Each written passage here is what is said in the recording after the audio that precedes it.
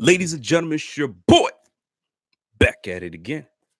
Welcome to a weird week because New Year's fell, shall I say, in the middle of the week.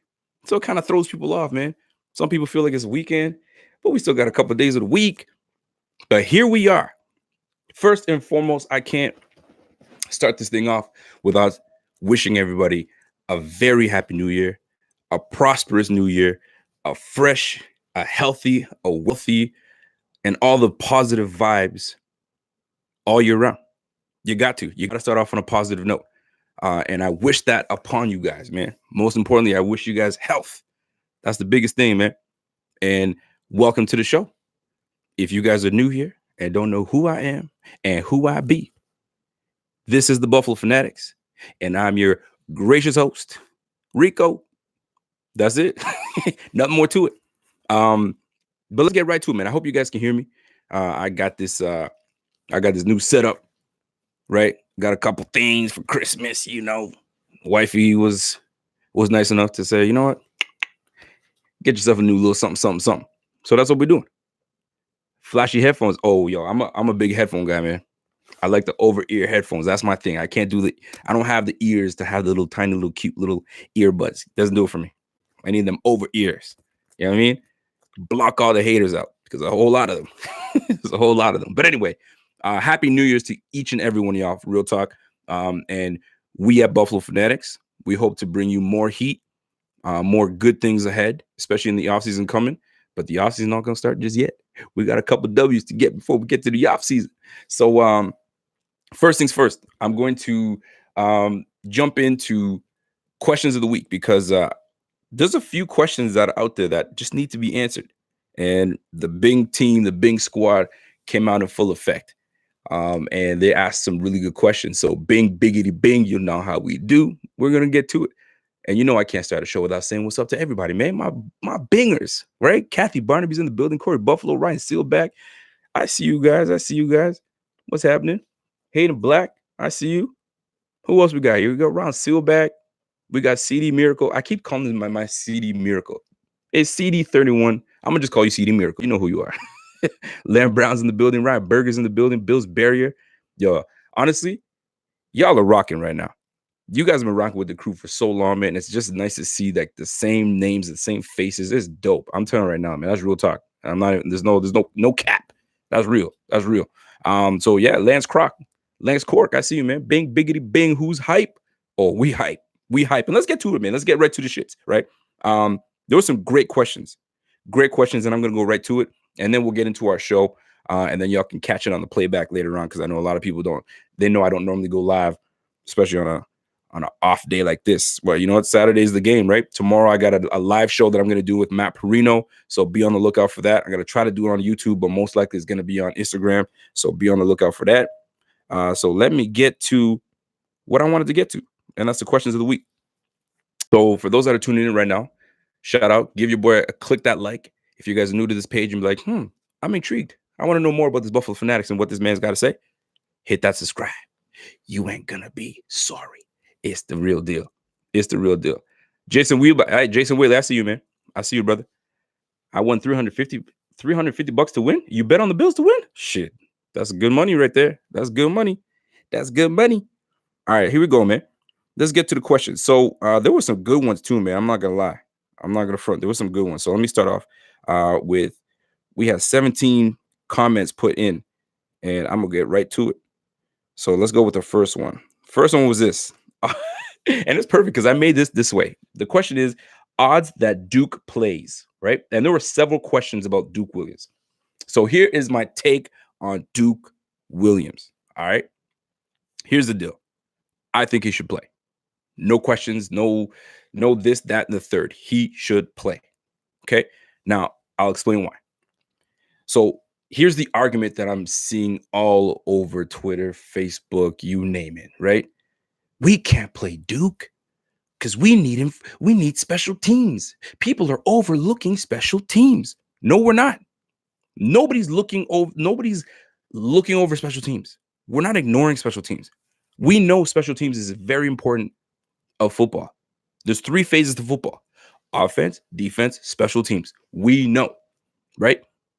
But we need, so hold on a second. Before we need part, if we start Duke Williams, we're going to have to bench someone. We're going to have to, yes, that's the way it works. When you want to activate someone, someone's got to sit. Someone has to sit, right? So who do you sit? To me, the glaring individual that you sit, in my personal opinion, is Robert Foster. Robert Foster has been phased out of the offense. Let's keep it a buck, people. Even when they force him into the game, it's just not working. It isn't. It doesn't matter what quarterback you put in there. It's not working. By the way, we got ourselves a new member. Bing, biggity, bing. What up, Jacob? Jacob, welcome to the Bing squad. Let me give you a little tappity tap tap. Welcome to the squad, baby boy. What's happening? You ain't gonna be sorry. You ain't gonna be sorry. So we need special teams. We can't put Duke Williams in the offense because we need special teams. Okay, so what is the deal? We are very, very, I don't want to say very good. We are very solid at special teams. So you mean to tell me that we take out Robert Foster? Oh my God, special teams is going to falter. It's going to take such a dip. Really? Really, people? That's what we're getting at? So we forget about the other 10 guys that are on the damn field? Come on, man. Robert Foster don't make that difference. I mean, last time I checked, he wasn't killing it like we think he is. To be honest with you, the person that stands out to me the most on special teams, and you see it on TV, is Saron Neal. Right? Don't forget, we also have Sonoris Perry. Sonoris Perry is a very good special teamer. So we get rid of one, we deactivate Robert Foster, and we all of a sudden we just lose in our minds. We don't have the 4.3 speed. That's the argument that I keep hearing.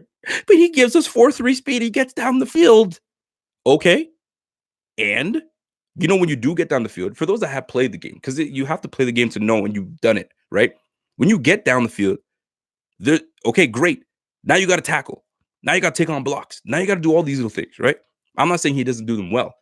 I'm saying that he's not the glaring need that we need, right?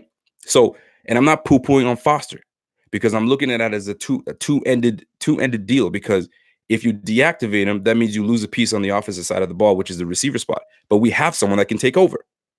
Sonoris Perry is a little different story, right? He's the backup running back / on the special teams. So you take him out, we're less a running back, but we never really use him. So you can go either or. But we need a receiver. So that's who you would go with, in my opinion, to remove Foster from special teams, right? And let's not act like he wasn't deactivated earlier this season. Remember when he was deactivated and they were asking, we want Foster. Where is he? What did Brian Dable say? He's not part of our offensive game plan. That's what it was said. He's not part of our offensive game plan. So if he wasn't part of the offensive game plan, he wasn't that important of a need on special teams. So like all of a sudden people are up in arms. Oh my God, you guys are acting like Duke Williams is the, you know what I'm saying? Gee, golly, you can't do that. Yes, the hell we can. Yes, the hell we should. Because the last time I checked, offensively, we are poo-poo when it comes to the pass game. So why not add a piece that helps the pass game? I don't know. That's just me. That's just me. And if you guys are keeping it a buck with me, you guys should understand that. Special teams, we do well special teams, man. It's not like we're going to falter. Like the last time we had someone return a kickoff touchdown on the field, that was Joaquin Grant. That was this year. Y'all remember, it was like 101 yards. Boy, blasted by everybody. Damn it, I wish Sonoris Perry and Robert Foster were on the field at the time, because then they would have stopped it. Wait a minute, they were on the field.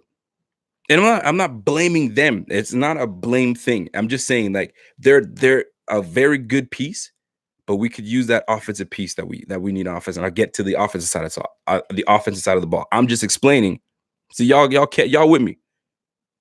Fidel Blastro says, "Oh, with the new headphones, yo, we there, boy, we there. You see them? You see me flossing? Anyway, y'all with me? What I'm talking about right now? And like when it comes down to like football talk, you can take that one special team guy, because last time I checked, there's other guys on the field. Punt return, Saran Neal's the one that's getting out there, getting down there, making these tackles. I'm not saying he's doing them all, but we see it. We see it. The proof is in the pudding. We see it. Gee golly, you can't do that. Bills barrier. I'm just saying. You see, I can the Twitter. Hold on a second. Get my football. Twitter is like it's a funny platform, a social media platform. It's a funny platform. You got all types of fans out there. Then you go to Facebook, different ball game. You go to Instagram, holy it's 3 different ball games, and then you got the little other places that you can go to. Like, come on, man, let's keep it real, man. Like, we struggle on the offensive side of the ball. Now, here's where I bring in Duke Williams. Okay, Duke Williams. Okay, we started the year with the 3 receivers that we felt that was the best on the field, right? We started off with, and I can't believe I'm about to say this name because it's been a while since I said it. It's going to sound weird when I say it. So Cole Beasley, John Brown, Zay Jones. Those were our 3. Zay Jones was our 3rd receiver. So we felt that we could deal with that, right? So we deactivated Robert Foster because we had Zay Jones. So when we traded Zay Jones, we thought Robert Foster was going to come in and, play complimentary football and, get back on the same page with Josh Allen. It just hasn't happened. 17 weeks go by, nothing. So what are we sitting here still trying to force something to happen? It's not like he's a special teamer guy that's returning kicks and punts. We have that already in Roberts. So why not put in Duke Williams, big body, hungry as ever, and has something to prove? When someone has something to prove, you cannot stand in their way. Sorry, you can't.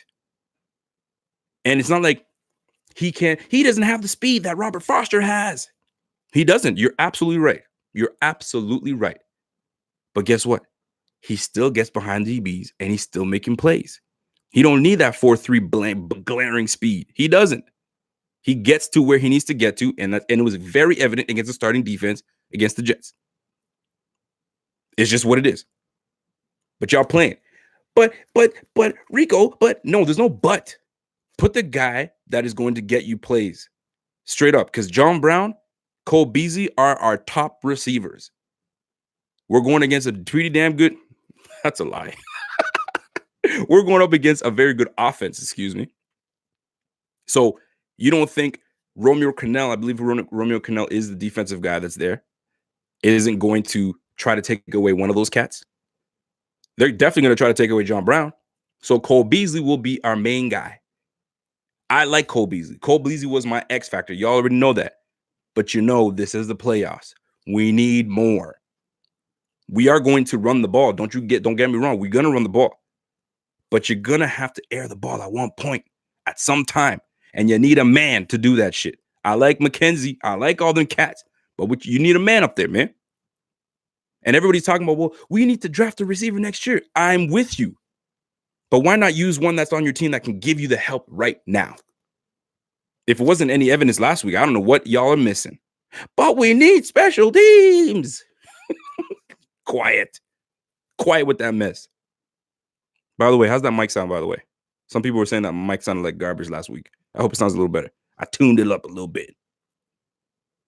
Anyway, Duke Williams should start. I'm speaking that shit into existence. He could be the difference. You're going to have to respect Duke Williams on that field.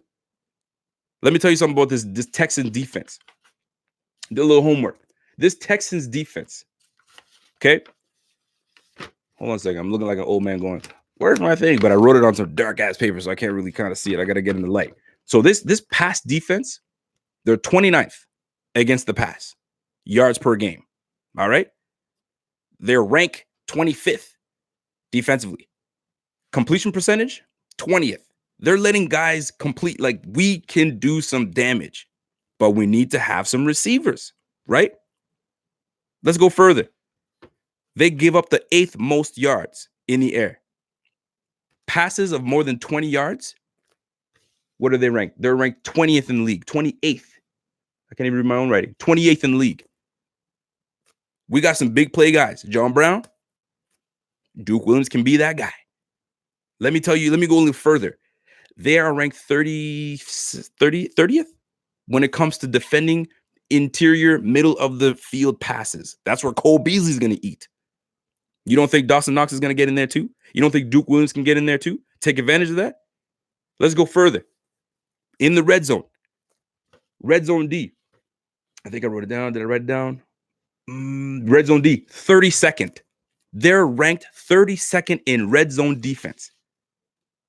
Third downs, you want to know what they're ranked? 31st. You know Josh Allen is that third long dawn.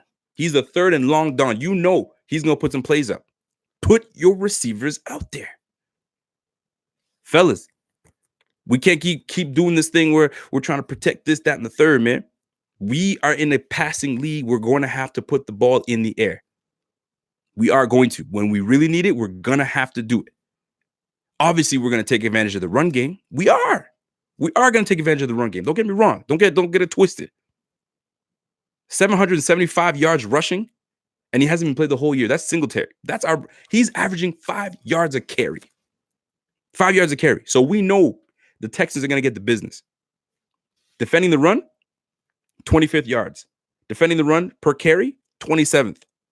QB defending a quarterback that runs, 26th. We have an opportunity to really put some business to the Texans. We do. But we can't sit here and say, oh, we got to put Robert Foster in there. We can't lose him. We can't. Stop it. Just cut it the F out. You thought I was going to cuss. Rated R Rico, not here tonight. I put him to bed. I'm just saying, people. I'm just saying. So when it comes to Duke Williams, not to be long-winded on that stuff, start his ass. You put him in the damn rock. You put him on the damn field, and let's go. You're going to have to make something happen, man. 6'2", 6'3", you don't teach that. You know what I'm saying? You don't teach hunger. Hunger for more, you don't teach that. That's just in you, man. He knows. He learned his lesson. That boy is he's a physical specimen. You put him on the damn field. That's just what it is, man. I don't want to hear no Robert Foster this and Sonoris Perry this. We will be fine on the special teams. Believe me. My man Hushka's always kicking the damn ball out of the damn freaking end zone anyway. Ain't nobody returning shit. That's number one. Bajorquez lately has been putting it in the 20. Well, my man, he has moments where he punts that thing into the end zone. Ain't nobody returning nothing, man. If we want to make a damn difference, we know defense is a top 3 defense. They're going to do what they do. But we sit here bullshitting. Offense, we struggle. What are we? 26th in yards per game. Completion percentage, 31st. You don't think we need help on the receiving end? Right? We rank 26th. Come on, man. And we can take advantage. This defense of the Texans, they're allowing big explosive plays. I read it down. I read it to you guys earlier. I'm just trying to find it right now. They rank in the 20s. I thought I read it. 20 plus plays. Yeah, they're ranked 28th. We rank 14th, right? 14th, we rank at plays of over 20 yards in the air. Oh, we're going to give them the business. Come on now. Oh, Mike Schiavi's back. Mike Schiavi. I swear Mike Schiavi loves it. He's here every damn day. Every time we live, he's here. I swear, man, he's Patriots fans. Always watching. Always watching, huh? Well, you better go sit your ass down somewhere.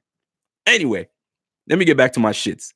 So when it comes to Duke Williams, because that was one of the questions, should we play Duke Williams? Yeah, you're damn right. Who do we bench? Robert Foster. That's my thing. You can take your pick. Some people say Lee Smith. I wouldn't do it because he presents good run blockability. So you can't bench good run blockability, especially when JJ Watt is in the building. We're gonna have to chip that motherfucker. Oh, I almost cussed. We're gonna have to chip that dude. We're gonna have to chip him. We're gonna have to bother him. We're going to have to put hands on that man. Here's the good thing. The last time I have bad memories of JJ Watt.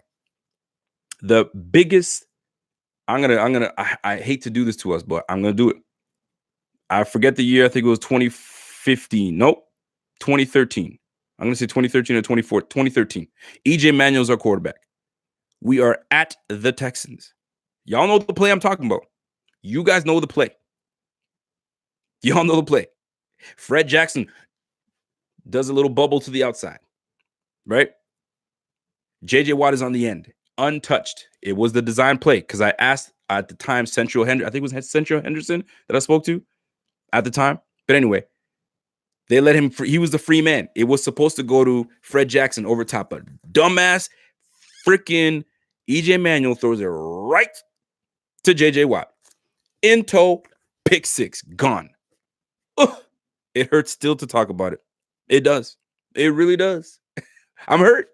When I see that, I'm like, come on, EJ.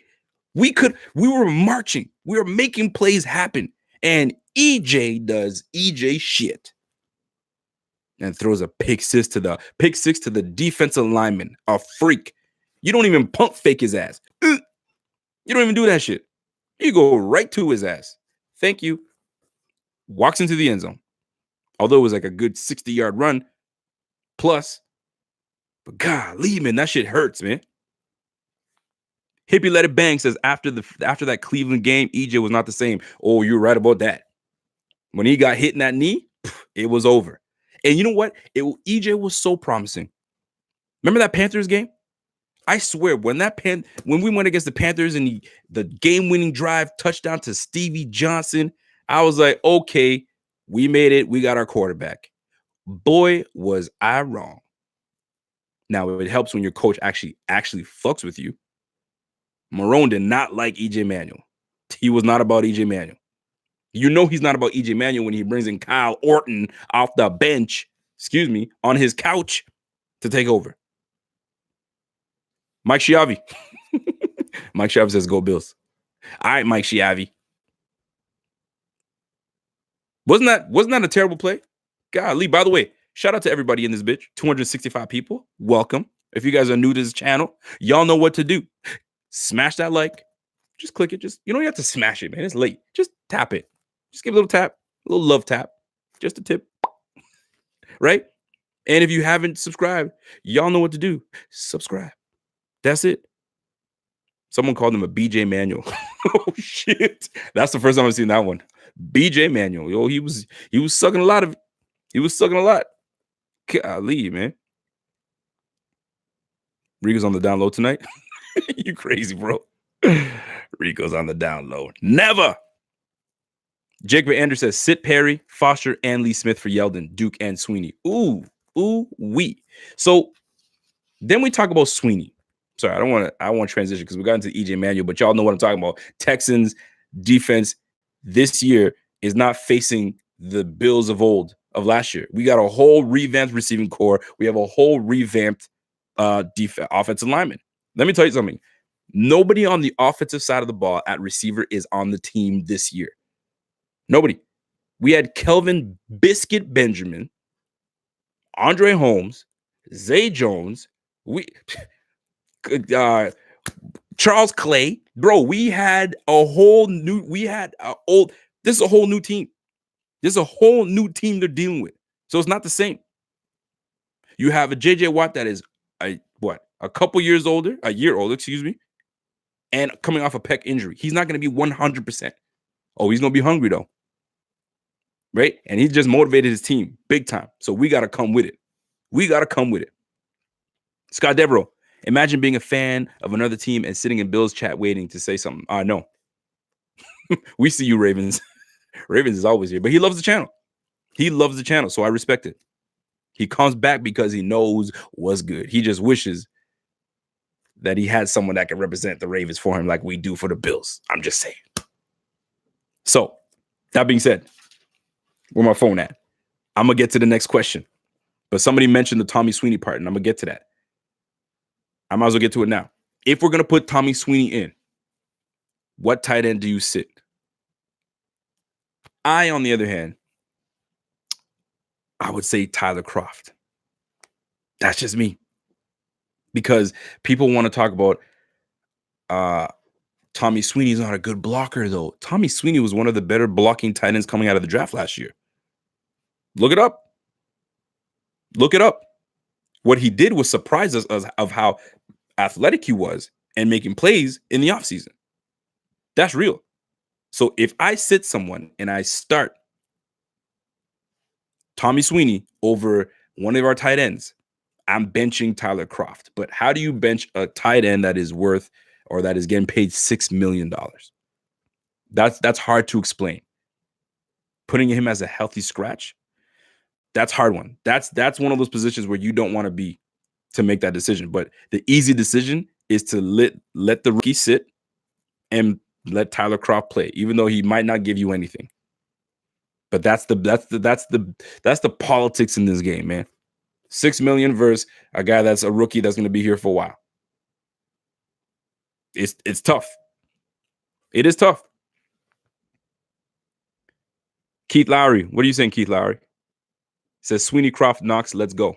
So you go with Sweeney, Kroft, and so you're going to bench Lee Smith. Okay, I see you, bro. You need Tommy Big Boy in the end zone. Yo, Tommy's more athletic than people want to give him credit for, man. I'm telling you right now. Ravens don't want to see us again, especially in the playoffs. They already know that. But let's take care of the Texans first. We got to take care of the Texans. So let me get to this. Let me get to the shits here. So Jason Wallace says, Happy New Year. I appreciate that. Here you go. Chad Graziano says, Rico, my dude, Happy New Year, big pimp. Happy New Year to you, dude, my G. My question is, what are the Bills' best advantage in this game or semi-non-healthy Fuller or returning J.J. Watt?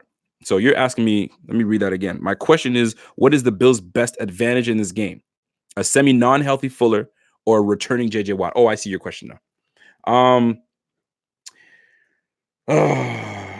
There is no real advantage because when you hit playoffs, yeah, when you hit the playoffs, it's a whole new different ball game.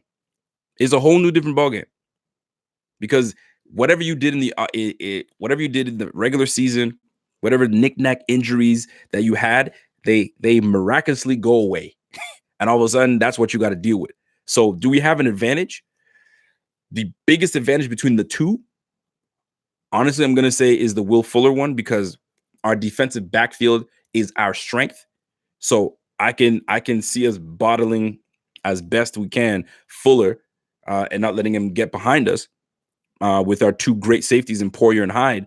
I think that's our greatest advantage. We're going to have our challenges with J.J. Watt. Injured or not, he's going to bring it. So advantage, I would say Fuller. Richard Cartagena. Would this be if this is going to be Brian Daboll's last season with the Bills, who would you bring as a candidate to replace him? That's a great question. I can't answer that right now because I'd have to go through the list of people that are available, right? You can't just say, hey, you, I don't know, an offensive coordinator that's doing it right now. I want you on my team right now. You can't do that. You gotta see who's available, who's getting fired, who's this, that, and third, who's a position coach somewhere. And don't forget, we have a guy right now that's in the waiting. If Mr. Daboll decides to take off and go and coach the Browns, we have a guy, right, in Dorsey. So we would be all right if he were to leave. Now, are they the same mind? No, they're not. They're not the same mind. Let's not get it twisted. Daboll, although has some questionable things that he does, whatever he does works for him, and he implements it in our system, and you see it, right? When it comes to Dorsey, we don't know. What we do know is that he was a quarterback coach with Cam Newton, and that year that Cam Newton had the MVP year. So he's got that going for him. But has he ever been that guy? No. But we're gonna wait and find out. We're gonna wait and find out. Here we go. My man Jeff King says, Rico, Happy New Year to you and your family. I appreciate that, Jeff King, my guy. I'm going to shoot you straight. He says, I'm going to shoot you straight. I love my Bills, but I don't see them going to the show this year. He's talking about the Super Bowl. Our offense just isn't there yet. However, I'm extremely excited for the upcoming season with our salary cap. Very true. With our salary cap, we are the fourth highest salary cap team in the playoffs right now. Out of all the playoff teams, we're number 4. Think about it. Usually the playoff teams that are in there are like in the teens and lower because a lot of the guys on their team, they pay them big money and they don't got no money left. So offseason is going to be very little. We got money and we in the playoffs. Shit, that's nice. All right. So that being said, I hope you guys can hear that because I can. If I hear it, you guys can hear it. But anyway, so he says, my question pertains to this. He goes to Josh Allen. Next year will be his 3rd year. If his accuracy in decision-making hasn't progressed significantly by the beginning of next season, when do we start to wonder if he is the right man for the job? Love his heart and guts, but must have the skill set to accompany that. See, I think that a big misconception is that he's wildly inaccurate. He's not wildly inaccurate. Now, I'm not saying that you use those words, but that's what people like to say. He can't hit a side of the barn or whatever the hell that saying is, right? He is accurate. And the one play that I always two plays, but there's one play that I will always go to is when in that offseason when he hit Ray McLeod in the end zone between two defenders and in that corner, and there was only one spot he could put it, and he put it on the money. That doesn't tell me inaccuracy, right? Is he inconsistent? Yes, but he's not inaccurate. He has moments like any other quarterback, but he's not consistent, and that's what we need from him. In his third year, he will progress. He's progressed immensely this year. Every statistical category he has improved. The stock has risen in every category. I can only see it even raising even more in the third year, right? Cardero Linder, what up, my brother, the Truth Rico? What's going on, my guy? He says Duke and Tommy Sweeney. Hold on a second. What you got to say? Duke and tight end Tommy needs to play. I've been calling for the two tight end sets all year with Knox and Tommy on the field. It needs to happen. I'm on board with that. I can make it work. Here's the thing. You have to have some kind of chemistry with your quarterback. Sweeney has showed he has that chemistry. Knox has chemistry with his quarterback. So why not put them together? But the problem is you have a tight end that you're going to sit for $6 million, right? Or you're going to sit Lee Smith that you're paying $3 million to. Either way, money is going to be put on the bench. Do you want to do that? Do you want to be responsible for that? Yeah, you're going to get criticized for that. That's what people do. They criticize like you wouldn't believe. That's what's going to happen. It's the politics in it, unfortunately. So do you put the politics aside and say, what is our best player? And they may feel Tommy Sweeney's not ready. They may feel we see things that happen on the field, but they see these guys every day in practice. They're like, not ready. Not at all. So who are we to say we should do this, that, and the third? But we as fans have our opinion. We see the film. We watch the all-22s, all that stuff. We see things, right? The NFL make the fans smarter by giving us all these tools. So yes, we have an opinion to make and set that. But having Tommy Sweeney and Duke, I would love to have that. I'd love it, but there's money that's going to be put on this field on the side, and I don't know if they're ready to do that. That's just what I think, right? So when it comes to Josh Allen in his third year, he should improve. He's already improved this year. He should improve, and he's going to take a big, huge step. Not only that, he's going to have more weapons. He's going to have better linemen, guys that are going into their second year. You know who I'm talking about, right? And we might even add some guys to the team. So I'm just putting it out there. We might be a better team next year. That's what it is. The real one says you don't see the Bills fans or Ravens pages because we ain't scared of them. Oh, you guys are just talking shit to each other. I like that. I like it. I like it a lot. Drunk Nugget. Ravens, my guy. Oh, man, you letting the Ravens guy get to you guys. Don't let the Ravens guy get to you. Y'all tripping, man. Y'all tripping. Let that man be. Let that man be. Big House Buffalo Rosario says, shout out from the South Florida. Yo, what up, man? What up, South Florida? What's happening, man? So anyway, we're moving on. Thomas Falzone. That's my guy, Thomas Falzone. What are our honest chances of taking down the Ravens after they've had 3 weeks of rest? And if we lose against the Texans, how big of a disappointment is the season after all the progress and hype along the year? That's a fantastic question. So let's talk about how if we lose this Texans game, is it going to be a disappointment? First of all, before I answer that, there's 300 people watching tonight. Welcome. This is the Buffalo Fanatics. If you guys are new here, please click that subscribe button. You will not be sorry. And click that like. Just a little tap. Just a tap. That's all I want. Just a tap. Okay? Now, and I appreciate you guys doing that. Thank you. I can see the numbers rising. I can see it rising. All right. So when it comes to, is it going to be a disappointing year if we don't win the first round? There's two thoughts. There's two thoughts on this. Here's the first one. We weren't even supposed to even have 6 wins, let alone make the playoffs. So we making the playoffs is bonus. That's a lot of people. I hate that train of thought. I can't stand it. We weren't even supposed to win these games, but we made it to the playoffs, so we should be happy about it. No, that's absolutely not the way I think, but there are some people that think that way because we weren't even supposed to do anything because their thought process is this was supposed to be just a fine-tuning year. Allen was supposed to develop even more. And we were supposed to get a little better, add some pieces, and then 2020 is when we're really going to be a team that competes. That is the train of thought of a lot of people.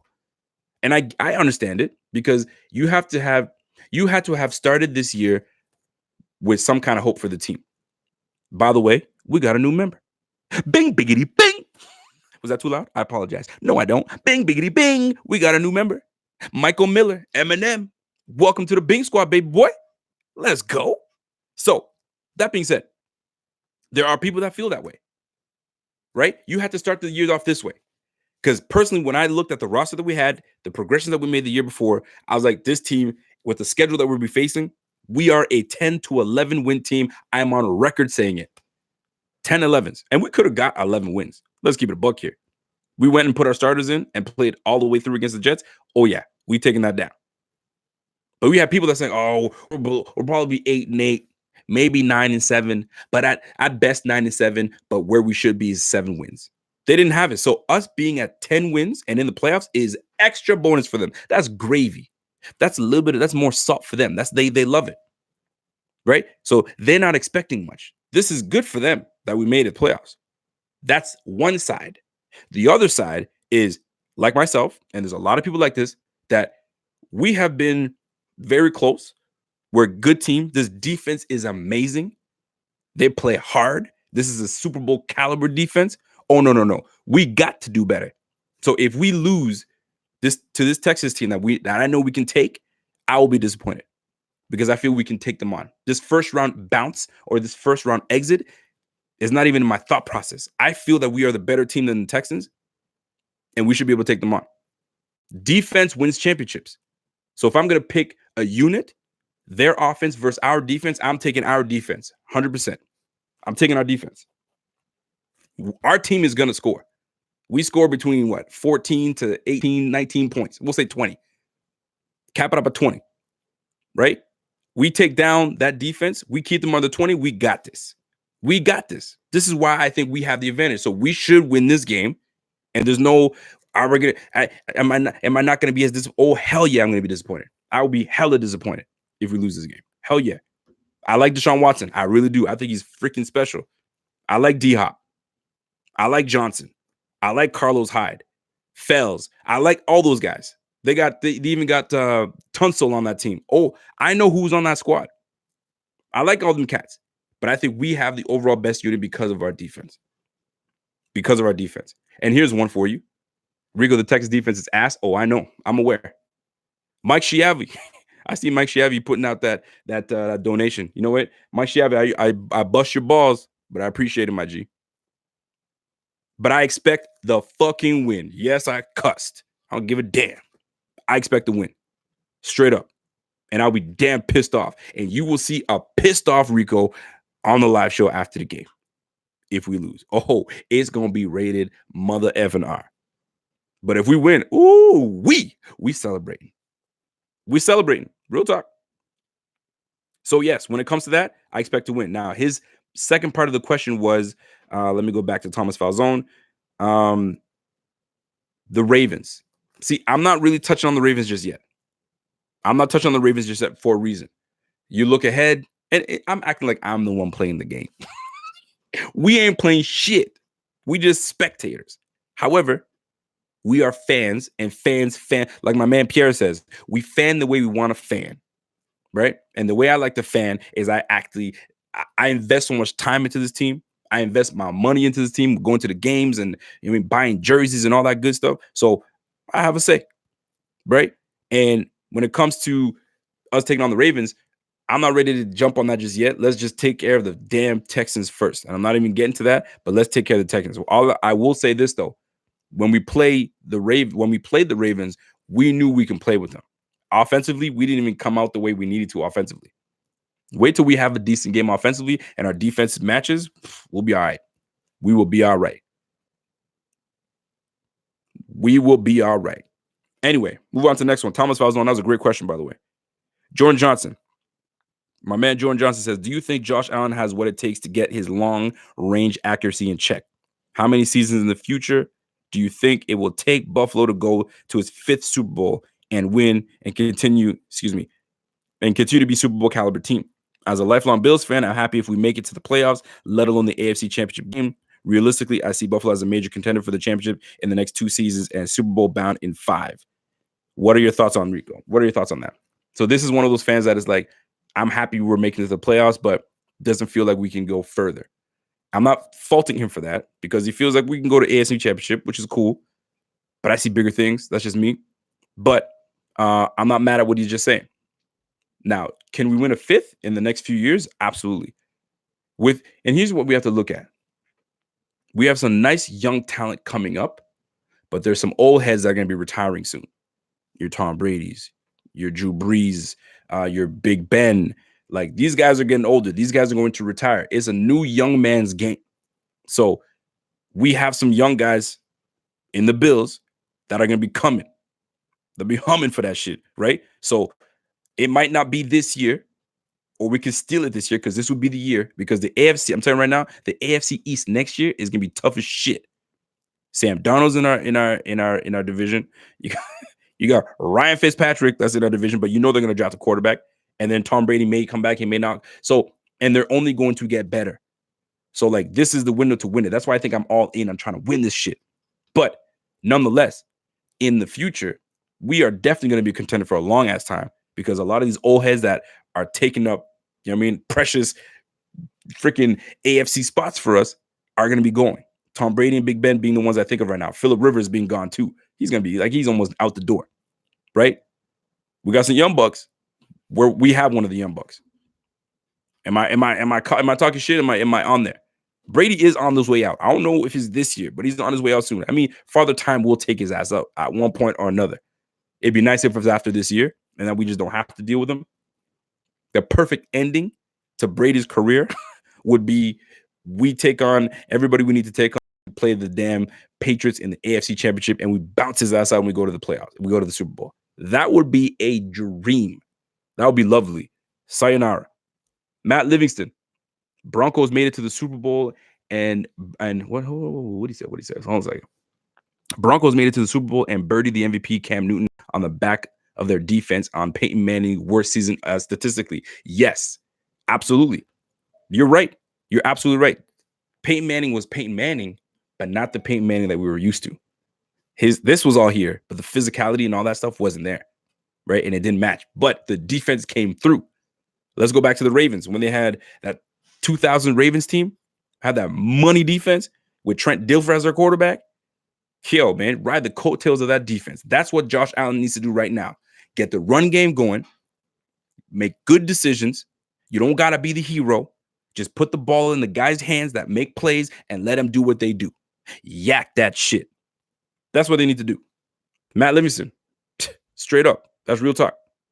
That's good shit. Raymond Peterson, excuse me. Rico, your argument about our offense is solid, but to win in the playoffs, we are not respected by the other teams. We need to show unpredictability. No, you're not wrong with that. You're absolutely right. Raymond, you're absolutely right. We're going to have to do some things that we haven't done before on the offensive side of the ball because that is our weakness on this team. But you know what needs to happen, but that hasn't happened yet, but I'm praying that it does, and is the difference, is we need Andre Roberts is itching to take one back. And we need him to take one back to the house that seals it. We need one of those Deshaun Jackson moments where they punt the ball to us because they're trying to kill the clock and they got no choice, and the ball bounces all over the place, and then, damn it, Roberts picks it up and takes it to the house. Wouldn't that be lovely? I wish that happens, and I can play this shit back and be like, gotcha, got him. That would be dope. But I'm dreaming right now. Dayton Rowley says Rico Dable is the weakest link on this team. Is he weak? Nah, man. I used to bust Dable's balls heavy. Nah, baby. It comes down to execution, man. Your quarterback has got to do it. That's what it comes to, man. Your quarterback has to execute. He's got to know. Like, I've taught you everything you need to know on this offense. Now you got to go and execute. I'll tweak it here and there, but you got to do what you got to do. You know what I mean? Dable ain't going out there throwing them passes, man. It comes down to Allen executing what he needs to execute at the end of the day. You got to drop them balls, baby. It's playoff time. It is playoff time. So who we got? So I'm gonna read a couple more because that's what we got, and then I'm gonna just go into the comments real quick. So Brian Birmingham. Hold on, before I get to Brian, because I got more. Okay, here we go. Justin Plantnikov says the Texans are the worst defense the Bills will have played against all year, particularly against the pass. Do you think JA-17 will break 300 yards passing? No, that's not what he does. That's not his MO. And if he does break 300 yards passing, it's because we probably lost. Sorry, not sorry, because that's exactly what's going to happen. If he throws for 300 and we win, who is this Josh Allen? And we need more of that. But that's not his thing. He doesn't do 300 yards. We haven't seen it. He's come close, but we haven't seen it. And I would prefer him not to throw for 300 yards if it's that we're controlling the game with the run game. So will he throw for 300 yards? No. He also says Devin Singletary had 2 weeks of rest and has fresh legs. How many yards of scrimmage do you think he'll have? Because I anticipate a win, I anticipate that Devin Singletary will have over 100 yards line of scrimmage, pass, receiving, all that stuff. He will be over 100 yards. That tells me we won. Okay. The Texans have given up 44 sacks this season. How many sacks will our defense have this game? Well, Ed Oliver is coming back to Texas. You know what happened when he came to Dallas? My man had 2 sacks that game. So he's coming to Texas again. So I hope that he comes in and balls out again. So if I'm gonna guess how many sacks we have, I say we have 5 sacks. 5 sacks is what we're going to give up. We're gonna get 1 from Jerry, 2. I'm gonna give 2 from Ed Oliver. I'll give 1 to Murphy because sometimes these sacks just fall in his hand, and I'm gonna give 1 to maybe Jordan Poyer. I'm gonna get a DB. One of the DBs is gonna be on a blitzing corner blitz or whatnot. And he's gonna get in there. It might be Teron Johnson, might be Saron Neal, or it might be Jordan Poyer. But one of them cats is getting the sack. We're getting 5 sacks this game. If it's more than that, shit, I'm loving it. I'm like McDonald's. I'm loving it. Let's do it. And he says the last one is, do you think our defense or special teams scores a TD on Saturday? I was just talking about that. I hope they do. We haven't scored a freaking special teams touchdown from a kick returner. I'm not talking about Mr. Hyde, Micah Hyde. Oh, damn, my phone just died. Damn it. My bad. I'm not talking about Micah Hyde and that return that he made. But I'm more talking about like our kick return. Even if it's a punt return, I'll take it. Damn, there was some good questions that was on my phone, but it is what it is. My phone just died. I didn't realize it was that dead. But anyway, who's hurt from last game is Ty Nseke and Shaq Lawson and Levi Wallace. There's a nugget. There was Trey White was talking, and he was talking about like, are you going to follow D-Hop when it comes to, and I'm going to talk on D-Hop. Are you going to follow DeAndre Hopkins when it comes to when it comes to the game? Da da da da. So what's this? Trey White was like, well, if it's not Kevin, then it's going to be on my side.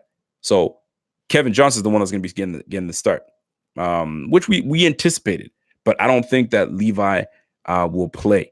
I think he'll be deactivated. That's just my thought process. We got a little side love because we know we got people that know people, right? And they talk to us and they send us messages, and the word is potentially that Levi Wallace, he can't even run. So they say. So whether he can run or can't run, I don't know. But Kevin Johnson is going to be that guy. And Trey White pretty much said it. It's going to be Kevin or me. So let's do it. So when it comes to that, I think it's going to be one of those situations where if we come with it and we do what's supposed to be done, it shouldn't matter that Levi Wallace is not playing or whatnot. We'll be on the back end, and if he's going up against his old team, shit, he's gonna be ready. He's gonna be ready. He's gonna be ready for that shit. Real talk. And we need Shaq Lawson. I'm not gonna lie, man. Shaq Lawson needs to come in this game and he needs to play. Real talk. Bills Barry says, I'm kind of worried about either Levi or Johnson covering Will Fuller if he's active. Should I be? Nah, man, because you have Poyer and you have Micah Hyde as the back end. We have one of the best tandem safeties in this game. We got that help. Leslie Frazier is going to put us in great position. We will be in great position to make plays. That's all I'm worried about. The real one says Lee Smith is definitely replaceable. Of course he is. Anybody's replaceable if you think about it. Joseph Tillman says Wallace will play. We'll see. Anybody know if Laramie Tunsil playing Saturday? I can't see why not. I haven't seen him on any of the injury list unless I missed it, but I didn't see any of that. Fuller is questionable, but he's gonna play, man. Yeah, this is playoffs, man. Everybody knows that. If you sit, it's because you are badly hurt. You're not missing this game for the playoffs. I can tell you that right now. Jordan Phillips and Ed Oliver, 6 sacks Saturday. Shit. If we do that, I'm loving it. I'm loving every minute of it. Let's go, man. Growing legit says I ordered new playoff t-shirts and they say 2019 and now we're in 2020. Kind of weird. Yeah, it's kind of weird. Jeremy Bauer says we got this Buff City. Let's put these sacks on them. Yeah, we got to get these sacks, man. We really do. So when it comes down to it, at the end of the day, there are going to be some things that we got to do to win this game. And we're going to talk about the keys to victory, the keys to winning this game. And we say it all the time, but it's got to be something that is ingrained in everybody's head, especially the linemen. Run the rock. All right? RTR. Run the rock. There's nothing, let's not talk about shit, right? It's a Devin Singletary, Frank Gore, Josh Allen show. Okay? Simple as that. We gotta establish ourselves, man. And it starts with the trenches. We have to take advantage of the trenches. We must. We win the trenches, we win this game.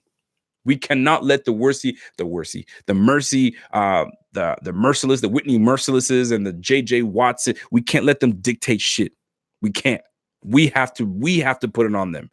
We must put it on them, man. That's real. That's as real as I can get. We got to, like my man Joseph Tillman says, feed Devin. Feed him.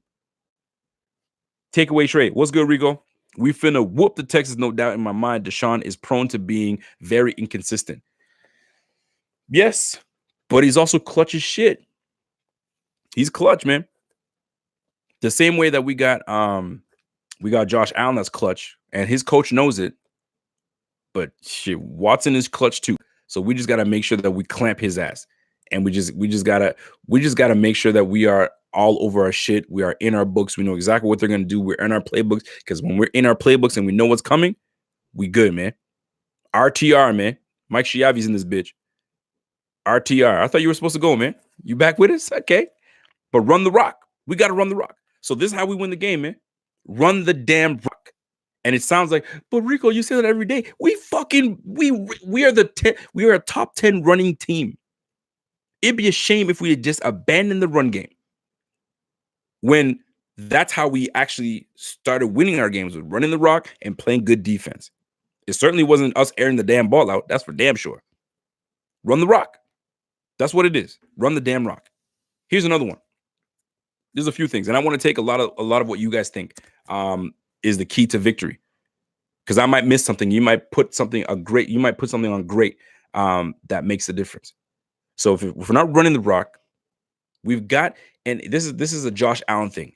Josh cannot try to be the hero in this game. Don't put your ego above this team, right? And sometimes he doesn't do it on purpose, but in the moment, he's like, yo, I'll do this myself. Like, everything just goes out the window, and it's a one-man show, and we see it. And I'll tell you how we see it. When he starts to do too much, scrambles, stiff arming, and trying to still look for someone, and then when he's going down, he tosses it up in the air. That's the bullshit I'm talking about. We can't have that, and we all know that's what he does. That's the hero ball I'm talking about. Trying to make too much of something when you can just throw that shit out of bounds. Live another day. But nope, sometimes he likes to do too much. Sometimes it works out in our favor. We love it. We praise him for it. But this is the playoffs. This is a different ballgame, man. The energy level goes up 10 times. So we got to protect, like shit. Jeremy Bauer said it. Protect that rock. We can't turn the ball over. This is when he does it. When he becomes hero Allen, balls start getting turned over. Get sloppy with it. Fumble. They're going to be going after the ball. They're going to be ripping at it. They're going to be doing everything. Don't you remember the Texans game? Excuse me. The Steelers game? The Steelers games were coming after us, man. They're punching the ball out. They're going for the ball all day. Protect that rock. That's Gore. That's for everybody. Sweeney, That's another thing, man. And our receivers got to make their plays, man. They got to catch the ball. This is why I say bring in Duke Williams. Bring him in. You got to. You can't sit here bullshitting and not putting him in the game and wanting Foster because he's a special teamer and this, that, and the third, man. Come on, man. Like, this is where we got to step it up. We got to step it up. And if it wasn't any indication of what my man did last week in Duke Williams, and you guys are gonna bench him, y'all don't deserve him. I'm keeping it real. Y'all don't deserve him. Let him sit on the damn bench. For what? What's he doing there? Might as well put Foster on the bench. And I'm being dead ass, man. I'm dead serious. Shit, man. My man Carlos Conlon says Duke plays to win. You're damn right he does. You're damn right, because he lost a lot. He's trying to gain it back. How do you gain it back? By getting opportunities to be on the field. And he took full advantage of the opportunities on the field. And if Whaley, you got me saying Whaley. If McDermott is a man of his word, and you know what I mean, he starts the guys that, you know what I mean, that work their butts off and they showed what they got, then Duke should be in the game. Joseph Tillman said Duke doesn't drop shit. Somebody said that Duke drops shit. He drops balls. Come on, y'all tripping if you say that. Y'all tripping if you say that, man. Real talk. That's real, man. By the way, shout out to everybody in this room. There's 330 people. That's lovely. That is lovely. I like to see that, man. If you guys are new, you guys know the drill, man. Hit that like. Click that subscribe button. We on it. We on it. Josh Steele says we need to activate Duke. Yes, we do. Beasley going to be on the Conley. Hold on. What are you saying? Beasley going to be on Conley. He getting 100 yards. Oh, listen, man. The Texans defensively don't cover well in the interior of the field. This is where Cole Beasley eats. So if we're airing the ball out, get the mismatch. Find your mismatch. Cole Beasley against any linebacker is game over. Cole Beasley versus a lot of DBs is game over. Take advantage of it. Take advantage of it. Now, another key to this defense, we as a defense, I wrote it down. Y'all need to know this because it's a big deal, okay? So this is where our defense has our weakness. Our weakness is covering the running backs. When running backs go into coverage, in running their routes, and more especially when they're on screens. We are not a very good defending team when it comes to the screen. We are poor. We don't do well against that. We actually, let me tell you something. I wrote it down a little bit. Just give me some time to kind of look it up. 19th. We are 19th ranked at covering allowing RBs to have yards after catch when it comes to covering RBs. We don't let shit happen when it comes to the receivers. I think we're first in the league. We give up the fewest yards to receivers. We are second in the league. We give up the fewest yards to tight ends. But when it comes to the running backs, we're 19th. What is that? And immediately when I read that up, I knew exactly what it was. We give up a lot of screenplays. We give up so many screenplays, and I see it. We struggle against it. Why? Because we're such an aggressive team. We're an aggressive defense. We get after the quarterback. We put pressure. How do you counter a team that puts pressure? Screen. Teams do it to us all the time. So that's why I think we all get mad at Dable when Dable doesn't run screens for us. Call a screenplay. Call it this. Call it that. But nope, doesn't. It's his game. His calling plays has changed a little bit. I was going back and looking at game film, and I was watching the Bengals game. I think it was the Bengals game, or was it the Browns game? I can't remember. It was way back. And we had a tight end screen to Knox, and it worked money. It was fantastic. I was like, yo, where's that play? We haven't seen that one in ages. Come on, man. So we got it on the defensive side of the ball. We have to defend, because I'll tell you right now, Carlos Hyde, 1,000-yard back, rushing for four yards a carry. We as a defensive team, we rank 18th in defending the rock. Run.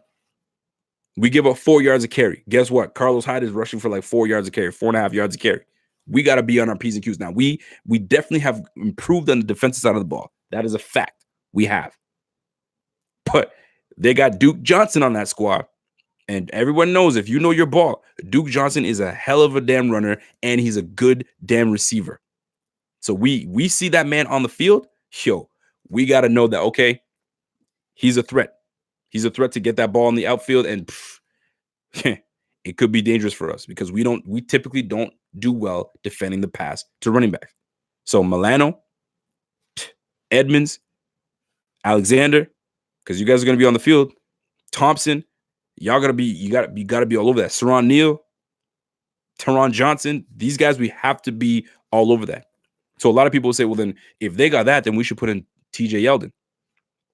Not so fast. Not so fast. Although I'd love to have TJ Yeldon that gives us a dynamic, it's not going to happen. They haven't activated this man all year round. Remember, the only reason that TJ Yeldon was playing as much as he was earlier this year is because Devin Singletary was hurt. So we had no choice. But Devin Singletary is as healthy as possible. He's as healthy as can be. Frank Gore gives us the veteran presence in that backfield.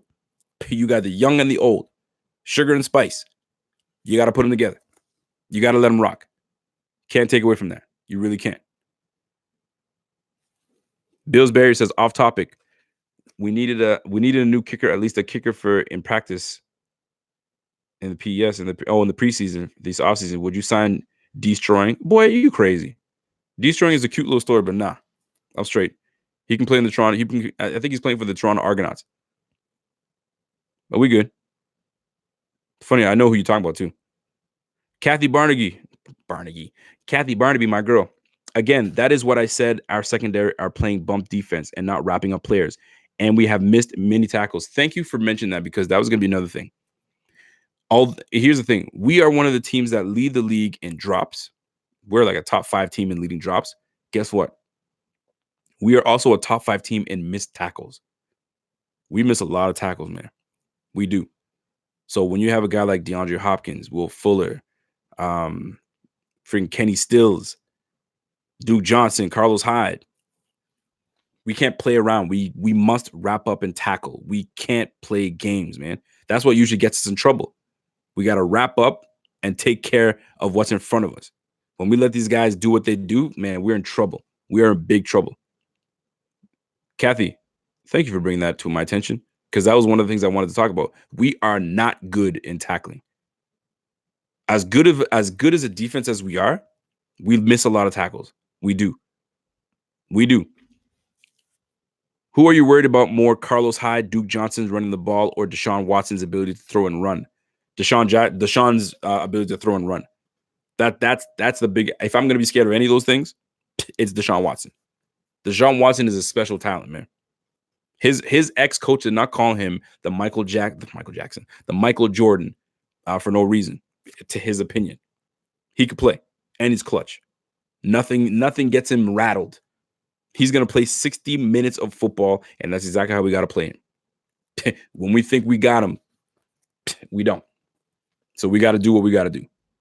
But on the defensive side of the ball, though, we have to D up and cover them running backs, man. We can't let these guys go out and run routes and do that because that's going to kill us. That is going to kill us. We got to be on top of our shit. And how we get on top of our shit? Discipline, and having your freaking head in the books and knowing what things are coming up. You see them in 3 receiver set with a motion from a tight end or whatever, a motion from the third receiver comes back and goes back again. You know what it is. If they're in big set, right, and they got jumbo and everything, you know what's going on, right, ahead of time. Now, I will say this, though. Coach McDermott has he's been getting praise for from Dan Orlovsky, and I like Dan Orlovsky. He's been getting a lot of praise because of little things that he's doing to make a team show him what they're doing. He'll call a timeout and be like, "Oh, let's switch it up. I see what personnel they're going into," and that has come to our advantage twice now. So whatever McDermott is doing, or he's gotten his act together, keep it up. It's a good beatboxing mic. Beatboxing mic. Let go. Y'all need 2 possessions lead. Hold on. The Terra says y'all need a 2 possession lead in the 4th to win. Shit, you can't. Yeah, of course. I mean, you talking like Booger McFarland. You guys need a 2 possession lead to win the game. Yes, we do. We need a 3 possession game, 4 possession game. Yes, we need that. I get what you're saying. Don't get me wrong. I'm teasing, but yeah, we do. What we need to do is start fast. That's what we need to do. We can't play this game where we're trailing all game long, and then we want to start getting our shit together in the third and fourth.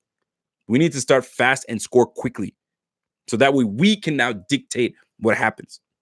I hate being on the end of we have to we're sitting like what's gonna happen next? Like we should do yo when we up, we gotta chill. We gotta chill. You know what I mean? My man says the real one. Get him, Rico. I'm just saying, man. We gotta be up 2 possessions if we're gonna win the game. Yes, we do. If we kick the field goal with there's 0-0-0 on the clock and we're tied and the Bills kick a field goal, they win. Duh. Oh, shit. I'm teasing, bro. I'm teasing. Eric Johnson says, start fast and don't take the foot off the goddamn pedal. Facts. You guys want to know something? The last time we gave up a punt return or kick return, I wrote it down. Who was it? Craziness. It was Joaquin Grant. We talked about earlier in the show. Then it was Phillips, Darius Phillips from the Bengals, right? He took one back, but then it was a holding call, and it got taken back. You guys remember that? You know who was on the field? Both Perry and Foster. I'm just saying. But y'all want to keep him on the field because he's special teams. I'll just give you that Islander. Give you that. Only Island folks know what that is. Punt returns, T.Y. Hilton took it back in 2012. Jeremy Curley, 2012. It's been a while since we've given up those type of plays, man. It's been a while. I can't anticipate us giving that up again. Now, I'm not trying to jinx us, but if we're going to make a difference, the difference has to be on the offensive side. We know what the defense brings. We just got to bring it on the offensive side of the ball. That's what it comes down to, man. Jack George, worried about Allen's first playoff game. Sub Duke for Foster, Sweeney for Lee Smith, Yeldon for Perry. I like a little bit of that, but I still want to keep Perry on special teams.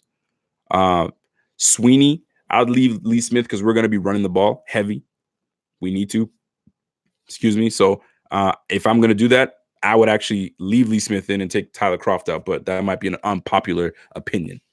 But I don't give a damn because that's mine. Somebody said, what jerseys should we wear for this game? Blue pants, white jerseys. Yeah, we can go rock with that. I think that's what we're doing, right? White on blue. The white on blue. What is everybody's fascination with the white face masks? We need to be in the white face mask. Who gives a damn? It's a freaking face mask, bro. I feel people freak out for that shit. I don't get that. Golly, there goes Hector. Hector Alvarez. We need the white face masks. Who cares? Who gives a damn? They're so much better than the Grays, man. I really doubt the players give a damn. Honestly. Icy says, what are your thoughts on Dable? I used to hate on Dable hard. I don't want to say hate. I used to be very critical on Dable. Very critical, but I'm not as critical because now I'm kind of like, I was like this tunnel vision, right? Some fans are too afraid to like admit when they're like wrong on certain things. Yo, I was like this. Yo, bro, this guy's trash, bro. He's trash. He's no good. And I'm like, wait a minute. Let's look at the quarterback. Let's look at the talent around him. Let's look at and I saw the talent around him, but I was still saying, man, he's trash, right? But we were also dealing with a rookie quarterback, all those things. I didn't want to see it. But like now that I'm looking at it, he's got better weapons. There's no reason for us to have terrible offensive output. And Dable took advantage of some things this year. And it's clear. Look at us. We're the top 10 rush team. And offensively, we're better than last year. That's for damn sure. And that's you got to give credit a little bit to Dable. Now, could we be better? Absolutely. Could Allen have progressed even more so? I think he did. But Allen can only take in so much information. Maybe he needs one more offseason to really get going. But I'm not going to hate on Dable because, I mean, he did what he needed to do. Look at us. We're in the playoffs right now, right? We're in the playoffs. We got a good damn offensive line. The offensive line is rebuilt. We got a good running core. We got this, man. We can make a lot of damage. Papa Smurf says we've come a long way. Yes, we have.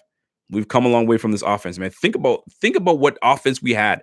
Think about it. We had Deion Dawkins. We had Ryan Groy. We had freaking John Miller. Who was Jalen Mills, Like, bro, Jalen Mills, Jordan Mills, like that whole old line is not here no more, except for Deion Dawkins. Revamped. LaShawn McCoy, we had last year. We don't got nobody on that roster we had last year. Chris Ivory's gone. Like, think about it. Revamp. The receiving core, all gone. New receiving core. Like, we are light years ahead of what we were last year, man. Real talk. And look at LaShawn McCoy. I like LaShawn McCoy. Loved him.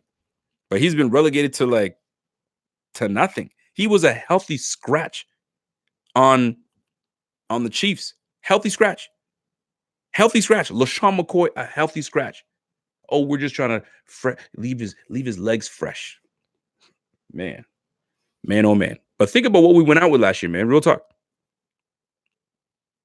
Rico, is a bitch Morse playing? Absolutely. There's no way. I haven't seen him on the injury report as like limited or like doubtful or anything of that nature. I've not seen that. Shit, or I forgot. And we had Vlad Dukas. Duke ass. Come on, man. Duke ass. Jordan Mills, John Miller, Ryan Groy, Deion Dawkins. Like, bro, we were walking out with that. Yo, when you think about it, take all those guys and bring them back this year. You think we're going to have the success we had? We got Ty Seke, which I think should start this weekend. That's just me. That's my opinion. Depending on how healthy he is. Feliciano, which I think is one of our best linemen on the team. Mitch Morse. You have freaking Quentin Spain that hasn't allowed a sack this year. And you got Deion Dawkins.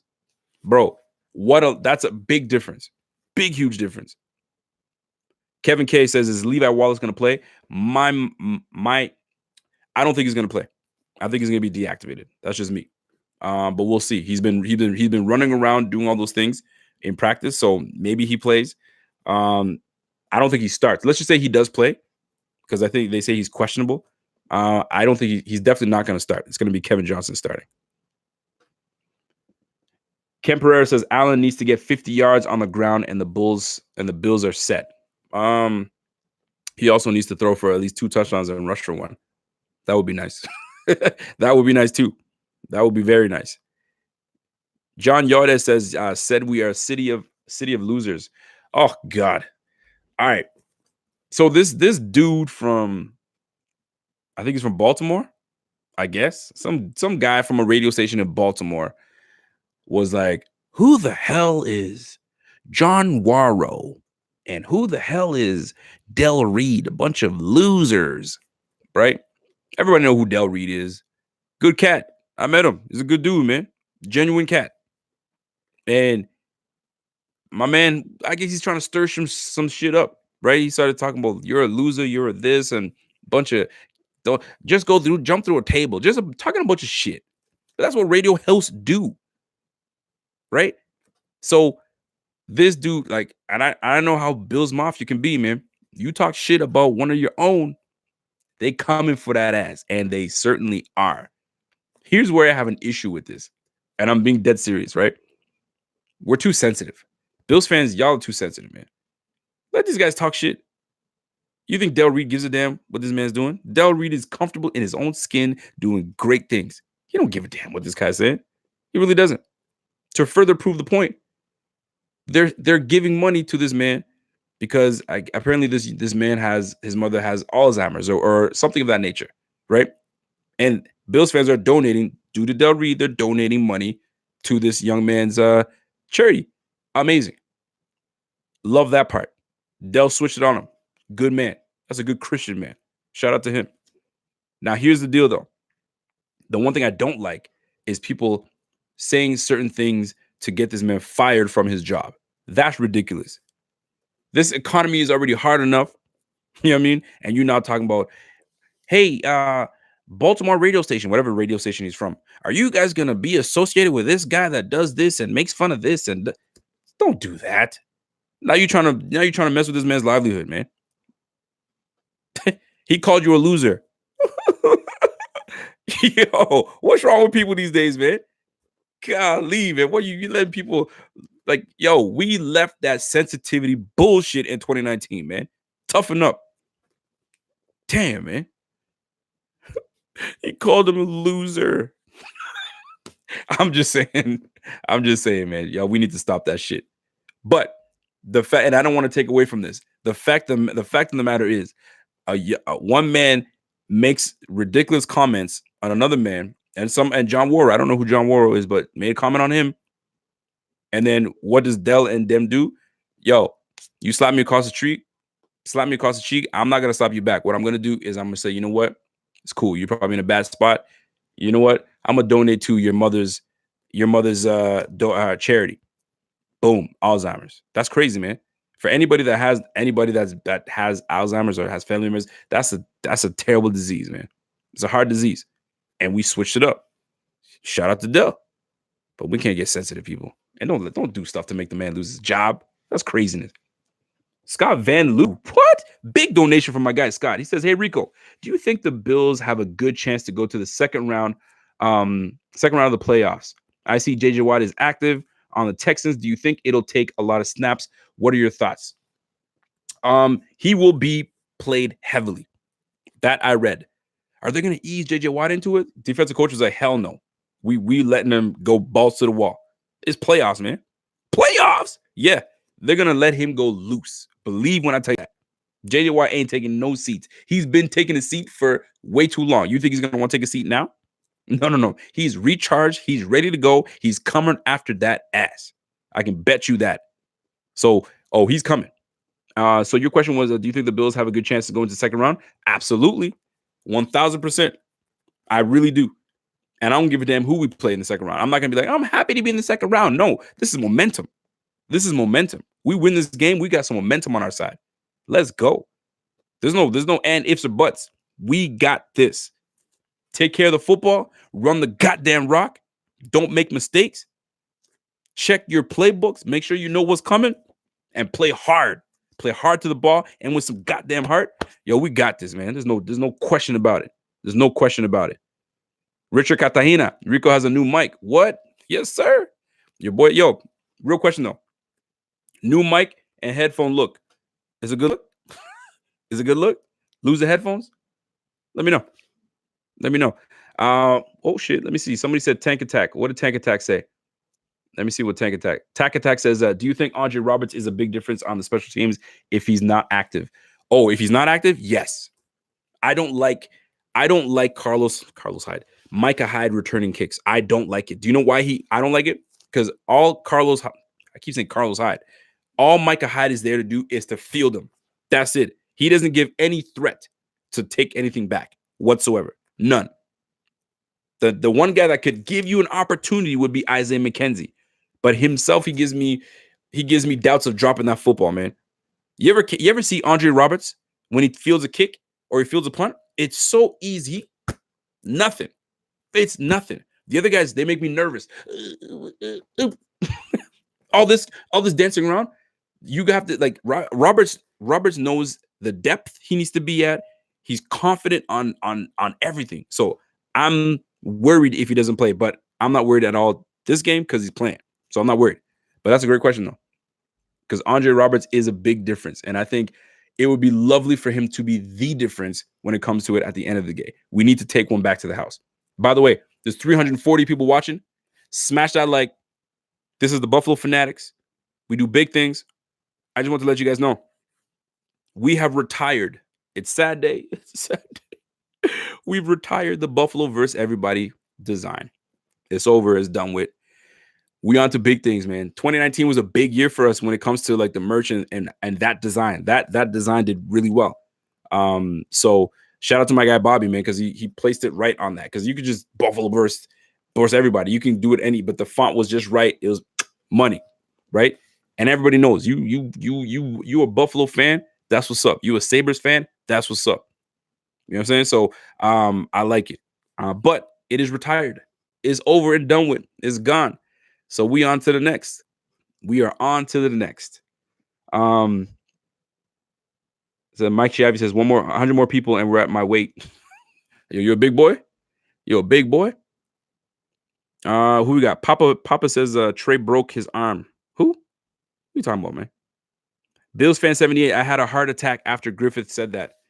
Oh, y'all talking about something else. All right. I don't know what you're talking about. Mike Zed said, who should sit for Duke to be active? My vote is Sonoris Perry. My vote is Tyler Croft. Excuse me, Tyler Croft. Excuse me. My vote is Robert Foster. That's just me. Talk about Trey White breaking his arm. What are y'all talking about, man? Ben Friedman, you from Ottawa? Shit, represent my G. I'm from Ottawa too, bro. Jack George, will the Browns hire Dable as their head coach? What's your take on that? Browns are interviewing him. Here's my take on that. Good for him. He's getting his opportunity. He's been with the Browns before as an offensive coordinator, and they fired him. But they're doing different things with the Browns. So if he gets the job, good for him. If he leaves, does it leave us in a predicament? Some would say yes. Oh shit, the ref says I missed your super chat. I'll go back. Some would say yes, and some would say good riddance. I'm indifferent. He stays, great. Continuity. Josh Allen has the same face he can look at, blah, blah, blah, blah, blah. Right? If he leaves, you get a new face in there, and then you have one guy that can kind of take Allen's strengths and use it. Right? I've said this before. I'm gonna try to tighten it up in one little spot, right? At one point, I tried to be an objective thinker and think outside the box when it comes to the development of Josh Allen. And here's shit, I'm gonna be talking for an hour and 21 minutes. Yo, shut up. Should I shut this shit down or keep going? Y'all let me know. Anyway, shit, we still here. We rocking, man. 350 people in this bitch. Let's keep going. So here's my thing. Tony Hawk, what's going on, man? Tony Hawkins. So here's my thing. The question, we have group chats. We all have group chats, right? And the group chat chatter was, is Dable holding Allen back? And it was an interesting question. Y'all say keep going. All right, I'm gonna keep going. Stephanie Campbell, I see you. So is Dable holding Allen back? That's been one of the questions, right? And a lot of people say, yo, what do you mean? He's had statistically one of the best years. He's only year 2. He's improved from year 1 to year 2. So it's a good thing that Dable's around, right? So then I had to think a little deeper, because like what he does best, what he's supposed to do best, is go deep. The deep ball is his game. But is it? He has a strong arm. Doesn't mean that deep ball is his game. But most people, you want to use your strengths, your tools. And his biggest tool, is his arm, right? And to go deep. But you got Dable confining him to finding the intermediate routes, which is great. We need that because we didn't have that last year. He was either going for the home run or checking down, but not hitting anything in the middle, right? So he's been doing all of that this year. 15-yard route here, 12-yard route here. You know what I'm saying? 25-yard route here. He doesn't have to kill you with a big 50-yard gain, right? So here's where I went a little deeper. So let's just say he's holding him back on, it's like Allen's forgotten how to use the deep ball. That's his strength. So Dable leaves, another offensive coordinator comes in and says, okay, you've learned now how to throw the ball intermediately, which is great. Now let's try to work on airing the ball out. It might take another offensive coordinator to peek into Allen's, I guess his bag of tricks and say, okay, we need to start using this now. It's like you've forgotten how to use it because you're so ingrained to not turn the ball over and going intermediate and checking down. Now we got to get that game out. I don't want you to forget what Dable taught you, but now we got to start using your goddamn strength, which is your arm. It might take that. And I bring this back to say, because somebody asked me, if Dable leaves, are we in trouble? No, I'm indifferent on it, but he's learned a lot from Dable that if Dable were to leave, I think Allen would be just fine. And whatever other coordinator comes in will work on what Dable did with, and Dorsey, what they did with Allen, and then and get him even better. Shit, man. Yo, sign me up. Make me the goddamn offensive coordinator. Sign me up, man. Because we be running the rock all day and we throwing deep. Hit that bitch down deep. But I do like Allen's development. The intermediate routes to John Brown, I love it. Don't stop. Don't stop. Get it. Don't stop. Real talk. I'll be in the SI. You see, man. You see me, bro. Yo, sign me up, man. I'll be your offensive coordinator. You want me to be a consultant? I'll be a consultant. Yo, sign me up. Yo, bring me to Houston. Let me sit in the meeting room. Give my thoughts. Yo, wouldn't that be hilarious as shit? Hey guys, we got a special guest. We got this guy from Ottawa. And here I come in. What up, everybody? It's your boy. Who the yeah, that's me. I just grabbed the little clicker away from it. Okay, here's what we're gonna do. And I'm clicking at the board. I'm like, you see that play here? You gotta that would be hilarious. That would be funny as shit. Yo, get this fool out of here. Send that boy back to Canada. It's real talk. Oh shit. New Mexico says Rico, DeAndre Hopkins talking smack to New Mexico. Yo, here's the deal, man. DeAndre Hopkins, yo, listen, if you're gonna talk your shit and leave it there. Like, yo, say what you mean and mean what you say. So if you put a picture out of you catching a ball over DB, leave it up there. But then DeAndre Hopkins, let me give you guys what DeAndre Hopkins did. So when the Texans played the Bills last year, there was a nice ball. I have to say it was a good route, nice ball. It was on the outside. Trey did his best to get there. It was just a good play. Good play from both, but a better play by the offensive side of the ball, which is the receiver. Anyway, so DeAndre Hopkins posted it on his IG or Twitter, wherever the fuck he posted it, and then deleted it. Too late, because you got motherfuckers that out here screenshotting everything. You cannot do shit without it being screenshotted. That's why I post shit, I leave it. Y'all can come and get me the receipts later. Hey, Rico, remember when you said this? Yes, I do. Yes, I do. I was wrong. Move on. You know what I mean? Rico, remember when you said that? Yes. And I still fucking mean it. Remember when you said you liked Nate Peterman? Yes, I did. Yes, the hell I did. And what? What you gonna do? That's what I'm saying. So if you post some shit, own it. But he deleted it. Problem is, when you delete it, you now have created bulletin board material. BBM. And I'm not talking about no BlackBerry. The bulletin board material. You just gave it to the Bills. I hope they take it, because we do very well when we do very well when two things happen. When we're the underdog, and when you give us some bulletin board material. We've seen it happen before. Remember when who was it? I think it was Jalen Ramsey talking shit. A DB was talking shit like, Chris, what's his name on the Denver Broncos? Harris was talking shit from the Broncos, and I'll share my opinion after the game. Okay, well, we're after the game when you lost. What do you got to say? No comment.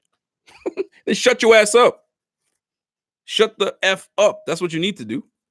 All that bullshit you talking, man. You bumping your gums. Bumping your gums for what? Unless you're going to open your mouth to say something, keep your mouth shut. It's just what it is, man. Am I talking facts or am I talking shit?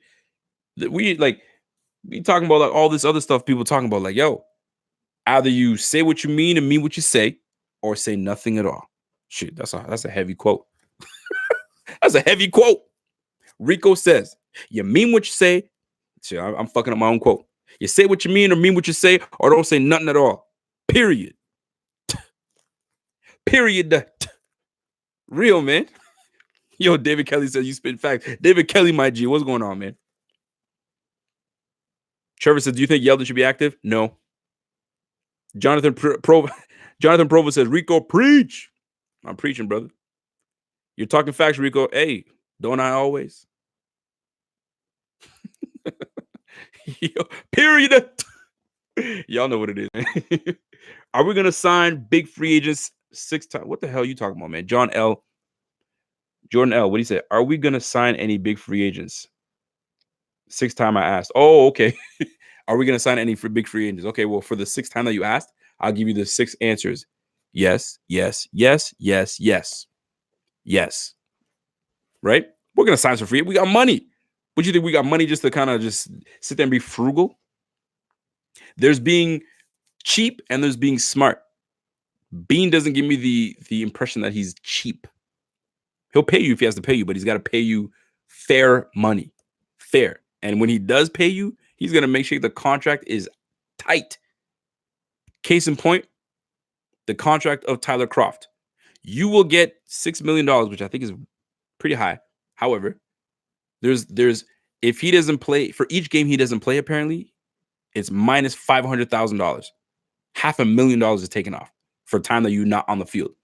So how much time did he spend not on the field? A lot of time. So that's why they don't want to take him and bench him, because that's a lot of money he's losing. But if you're putting the team ahead of a one player, shit, it only makes sense to. I mean, what has he done? 70% of the time, Dawson Knox is your starter, and Croft is sprinkled in here and there. I'm just saying. Young King says frugal. You're damn right. Frugal. Donald Dunstan.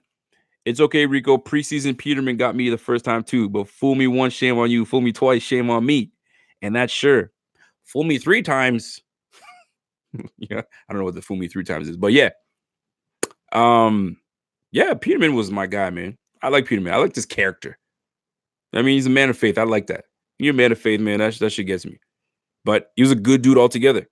Kept his mouth shut, did what he had to do. He took criticism heavy, but he stood in there, man. Even though he was trash on the field, but he stood in there. You got to give it to him. But I still see some good things coming from Peterman if Gruden gives him an opportunity, because Derek Carr, that boy is soft as pudding, man.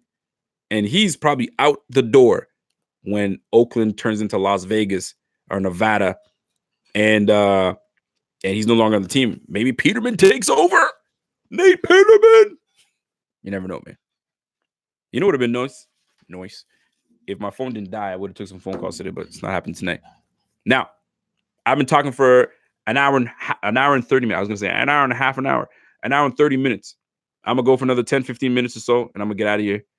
If y'all want to catch the show later on, do so. Blue Comet. Man, look how far we come. After all my sad childhood memories, watching all those 8-8, 3-13, 5-11 seasons, finally it was all worth it. Rico, I will donate $50 if we win the Super Bowl this year. Man, double that shit. Double that shit. But I appreciate that. Yo, that'd be so lit if we win the damn Super Bowl. Holy smoke. Bro, we win the Super Bowl. I told my wife already, don't talk to me. Don't get in my way. Only if it's positivity. But if we win that Super Bowl, I am going to the parade. Oh, yeah. The parade, I'm going to it. Straight up. No, you're not. Oh, yes, the hell I am. Oh, yes, the hell I am. If I got to Terry Fox my way over there, I'm Terry Foxing it. I'm getting there. I'm getting there. Rico Ali says we should draft another cornerback and receiver. Cornerback? I mean, yeah, for depth, for sure. It all depends on where you go, where you're trying to get them. Jeff Yin Yang says, let me speak. Jeff Yin Yang, what you got to say? He says, if we go and we lose. Ron Berger says, I'm getting excited for the Buffalo to win the Super Bowl. 31 years I've waited. Boy, we've been waiting a long time. Let's talk. Jeff Yin Yang, if we go and we lose, and what? We lose. Someone's got to win. Someone's got to lose. That's just what it is. It just hurts that we go 4 times in a row and we don't lose, and we don't win one. We should at least won one of them. One of them. That Redskins one. Damn. Did they Redskins? It's been 90s, man. Who the fuck did we lose to? Was the Giants the Redskins? Parcells' team. The damn Giants. Jeff is smoking crack. Y'all are ruthless, bro. Kirby fan says, you have to score to win the Super Bowl, and your offense is not it. Oh, we got a little hater. You do got to score. You're right. But you also have to get the other team not to score. So we have to defend ourselves. So if we don't have the other team score, all we got to do is put up some points. 10, 15, 17 points. We don't got to put up 50 points. That's not our team. We are the 17 to 28 team. That's what we're going to put you on points. If we go over 30, shit, that's a bonus. But we are between 17 and 28. All we have to do is limit the team from getting above 20. If you can stop a team from scoring 20 points, you should win this game. You should win the game. That's just what it is, man. We are the second ranked defensive scoring team. Excuse me, we're the third. We are the third. This defense is legit. Raymond Peterson, thank you. I don't know why I said the Redskins. Maybe I was thinking of Ron Rivera taking the head coaching job with the Redskins. That's a good move, by the way. Hey, I am for the parade. I'll drive and we go off. Hey, Kathy, you driving? I'm coming with you, girl. Yo, we coming. I'm coming with you, man. We might even have to drive. You know what? We might have to rent an RV. Shit, rent an RV and pack everybody from Ottawa and let's go. Blue comment says your boy's on a budget. I get it, brother. I get it. I was only teasing, man. Everything you guys donate. Listen, when I tell you something, it's appreciated. And let me tell you, when I say it's appreciated, it's appreciated. It really is. It allows me to put it back into BF and give back to BF. That's real, man. That's just what it is. Like you see it. Everything that you see here is somewhat new-ish. I mean, the boom, this is because y'all of donations, and it goes right back into to give you better production. And I hope that it works. I hope it's showing. I hope it's showing. Big Hose Buffalo Rosario says, South Florida, love you, Rico. Hey, man. I appreciate the love. I appreciate you guys tuning in. Ryan Berger says, what about me in PA? Oh, you in PA? Pennsylvania? Okay. Where's everybody from in this bitch, man? North Georgia? Okay. I see you, Lance. You're in North Georgia. Yo, there's a lot of Haitians in Georgia, man. Yo, any Haitians in here? Yo, pas gagné ici, man. Pas gagné ici, là, man. Continue, man. Continue. Ravens Big Trust says Lamar for MVP. Yo, I'm with that. I love Lamar, man. That's my guy. If the Bills move to somewhere not to Canada, would you still be a Bills fan? For everyone in the chat, not just Rico. Oh, shit. If the Bills move to somewhere not to Canada, would you still be? Yo, you know how difficult that would be for me? I hated when the thought of Buffalo was going to go to Canada. I was like, hell no, don't do that shit. I don't want that. But let me just shout out the people that are coming that are from all over the place. But I'm gonna get back to that. Chattanooga, Tennessee. Oh shit. Okay, I see you, bro. We got Walworth, New York. Barrett. Who we got? We got Toronto. Julian Mason's from Toronto. I see you, man. You know when you Americans don't say Toronto, they say Toronto. Oh, you're from Toronto? You know you're not from here. So you got my man from Toronto. I see you, bro. East Las Vegas. You got my man from Markham. I see you, Carson McKenna. NYC, Connecticut. Yo, South. Who's in South? Oh, okay, you South. Oh, you South Central. South Central PA. Okay.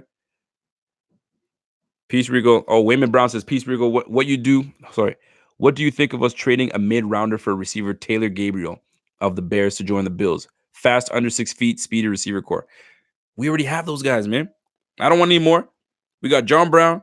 We got Isaiah McKenzie. We got Cole Beasley. Please, no more small guys. We got the small guys that we need. We just need one guy that is a overall yak receiver, a yak guy. That's what I want. I want a 6 foot, 6'1" yak guy. You know what I'm saying? He doesn't even have to be 6'1". If we could trade for Deebo Samuels, I'm all over it. Now, here's a question for you guys. There might be a free agent next year from the Chiefs, Sammy Watkins. Would you guys bring Sammy Watkins back to Buffalo? Yes or no? Capitals. I want you to use capital letters. Yes or no? Sammy Watkins, if he becomes a free agent, would you bring him back to Buffalo?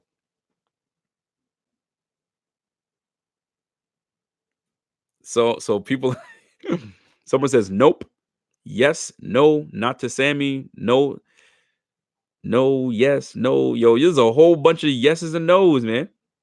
But there's hard no's. There's no with like 6 O's. Whenever anybody that says yes is just a yes. Why yes? There's no like yes with a whole bunch of S's. Jordan's the only one that with the yes with a whole bunch of them. Everybody's like, no. I thought about that. I really did. Because I love Sammy Watkins with the Bills. But he just wasn't that guy. He just wasn't that guy. So it's a mix of yeses and nos, but more nos. See, with a guy like Sammy Watkins, his ability to stay on the field is the problem. They gave this guy so much money for him to be sidelined, and not even the big N'Keal Hardman. I think his name is N'Keal Hardman or Erdman or whatever his name is. And you got Tyreek. Like, those are the main guys. Sammy Watkins should be that, you know what I mean, that dude, but he's not. But would he be good with our team? Think about it, though. Sammy's ability to run routes is amazing. He's a great route runner. Fantastic route runner. But would he be good with us again? A second stint with the Bills? I think about it, man. I'm like, could we do it? Would we bring him back? Would Bean say, the guy that I traded, would I bring him back? I can't see that happening. But I thought about it. Now, here's another question, though. Here's another question. Before I get out of here, I've been talking for an hour and 40 minutes, and there's 350 people rocking. Yo, this is what I truly appreciate. So I appreciate y'all. Real talk, right? While you're in here, click that like, click that subscribe button, click it. Show your boy some love. You've been here long enough. Show me some love. All right. So here's the next question. We have John Brown as our receiver, and a lot of people keep saying, we need to bring in a number one receiver. We need a number one receiver. Let me break something down for you guys so you guys understand. I got to write this shit down. So John Brown this year had 72 receptions, over 1,000 yards. Okay. And 6 touchdowns. I think he had 6 touchdowns. I don't have my phone, so I'm not checking right now. The real one says Kirby wears high heels. Come on, man. Y'all be nice. Be nice in there. Okay. So John Brown, 72 receptions, 1,000 yards. Patrick Beebe, I see you, bro. Thank you for that donation. I see you, bro. 72 receptions, 1,000 yards, 6 TDs. John Brown, right? DeAndre Hopkins, 100 receptions. He's just over 1,000 yards receiving and less touchdowns. Okay. He's got 30 more receptions than John Brown. Maybe he's got 100 yards more rushing. Yeah, he's got 100 yards more receiving yards than John Brown.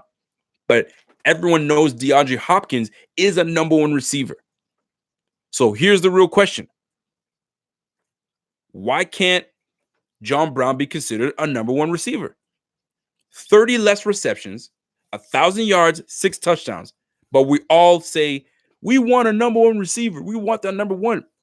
Is the number one receiver right under our nose and we're just talking shit? So shouldn't we just get a complimentary number 2 receiver and call it a day and rock with John Brown as the number one? Is he truly a number one receiver?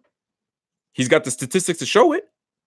If you put him up against one of the best receivers in the league and DeAndre Hopkins, that's got 100 receptions, 1,100 yards or so, less touchdowns, and John Brown did it in 30 less receptions. Are we not fine with just having John Brown as your number one? That's a real ass question. Because a lot of people want to think that we need a number one, but he's doing the number one things. So why not get a complimentary number 2? There's that yak guy I was talking about. Why not? Something to think about. Because we always crying that we need this and we need that. We got it. And we're paying him a very healthy, but not a groundbreaking number in terms of money. So what do we need to go and pay a big time guy? And I started thinking that to myself, because I was one that was saying, man, we just bring in AJ Green, call it a day. I would love to have AJ Green. Don't get me wrong. I would love to have AJ Green on the team. Barry Cumberbatch, I see you, bro. But we have to really ask ourselves a question. Is John Brown enough? I think he might be. Based on looking at the statistics. I don't have my phone here, right? My phone just died a little bit ago. But like Michael Thomas has 130 plus receptions, ridiculous amount of damn catches. and he's clearly a number one receiver, one of the best, if not the best in the league. Look at John Brown's numbers. Somebody give me, see, it sucked because I'd like to see who the top receiver is in the league, receptions, yards, and then give me John Brown's and tell me he can't be a number one receiver. John Brown is a number one receiver. Yes or no? John Brown, number one receiver. Yo, Rico, I'm late. What I miss? A whole lot. A whole lot. Oh, somebody here's from Clemson? Shout out to you. Barry Cumberbatch, I think we need to ask ourselves what constitutes a number one receiver. Ooh, okay. Number one receiver. Can you rely on him? Can you rely on John Brown? Yeah, I can. I rely on him. I can depend on him. Can he run every route in the route tree? Yes. Yes, he can. Right? Is he clutch? That one is the one that we can talk about. Is he clutch? Yes or no? Somebody put up Brown, 73 receptions, 1,006 yards. All right. Who's the number one receiver in the league then? Thomas, 149. Holy shit, man. 149 receptions? Golly. 1,500 yards. Dang. That's some crazy shit. But think about it. He's got, bro, Thomas has 150 catches, 149 catches to John Brown's 70. And you don't want to put John Brown as a number one receiver? If John Brown was at like 600 yards and 49 catches, you understand. That's a number two receiver right there. Buffalo Bills thoughts. Welcome to the Bing team. Bing, biggity, bing. It's a little late. I can't go too live with that. But y'all heard it. Y'all heard it. Welcome to the Bing team, baby. Bing, biggity, bing. Oh shit! Breaking news. Jason Garrett fired. Yo, is this true? Don't. I don't have my phone to verify. Is this true? Is Jason Garrett fired? Somebody said Jason Garrett's fired. Is that true? By the way, Buffalo Bills thoughts. BBT. Welcome. This is a great decision you made. Great discussion happens. Holy shit! There's 380 people watching right now. Y'all still watching your boy go? Okay. I must be doing something right. I appreciate it. I really do. That's love. That's real love. Keeping y'all motherfuckers engaged. That's what it's all about. Engagement. Don't be talking some boring shit. I hope I'm not talking boring shit. Yo, Jason Garrett. Oh, it's fake news. Yo, don't fall for that shit, man. Don't fall for that. There's some fake accounts that get people going and start spreading shit. Don't fall for it. But is it true, though? Find out if it's actually very true because you never know. Barry Cumberbatch. John Brown, reliable, can run every route, can be considered clutch, maybe. How do we use him? We're using him the right way. The only thing I would love to do with John Brown more so than we do is to move him around. I'd like to see him in the slot. I'd like to see him outside. I'd like to see him moved around like a number one guy. Right? But maybe we're holding out and we're gonna make it happen. ESPN just announced Garrett is actually fired. Yes, it's true. Oh shit. Well, it's about damn time. It's about damn time. Let me tell you something. That job in Dallas is going to be a very coveted job. Shit. Somebody said it's fake. Ball Barrier says it's fake. So is it true or not? Don't make me talk about shit that's not even true. Shit, man. Stephanie Campbell says, yep. Is it true? If John Brown isn't our clutch receiver, who is? I don't see anyone else as clutch.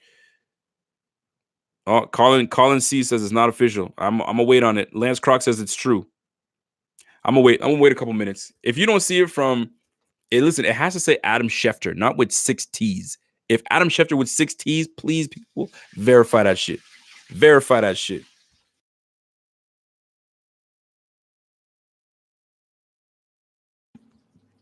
You gotta verify. Is it breaking now? Jason Garrett. Yo, who said Jason Garrett, Bills offensive coordinator? Boy, you better shut your ass up. Yo, you said Jason Garrett to the Bills. You better not. Ryan Berger says it's true, Rico. Okay, is it true? I can talk about it? It's on ESPN. All right, check the sources, y'all. You better check the sources.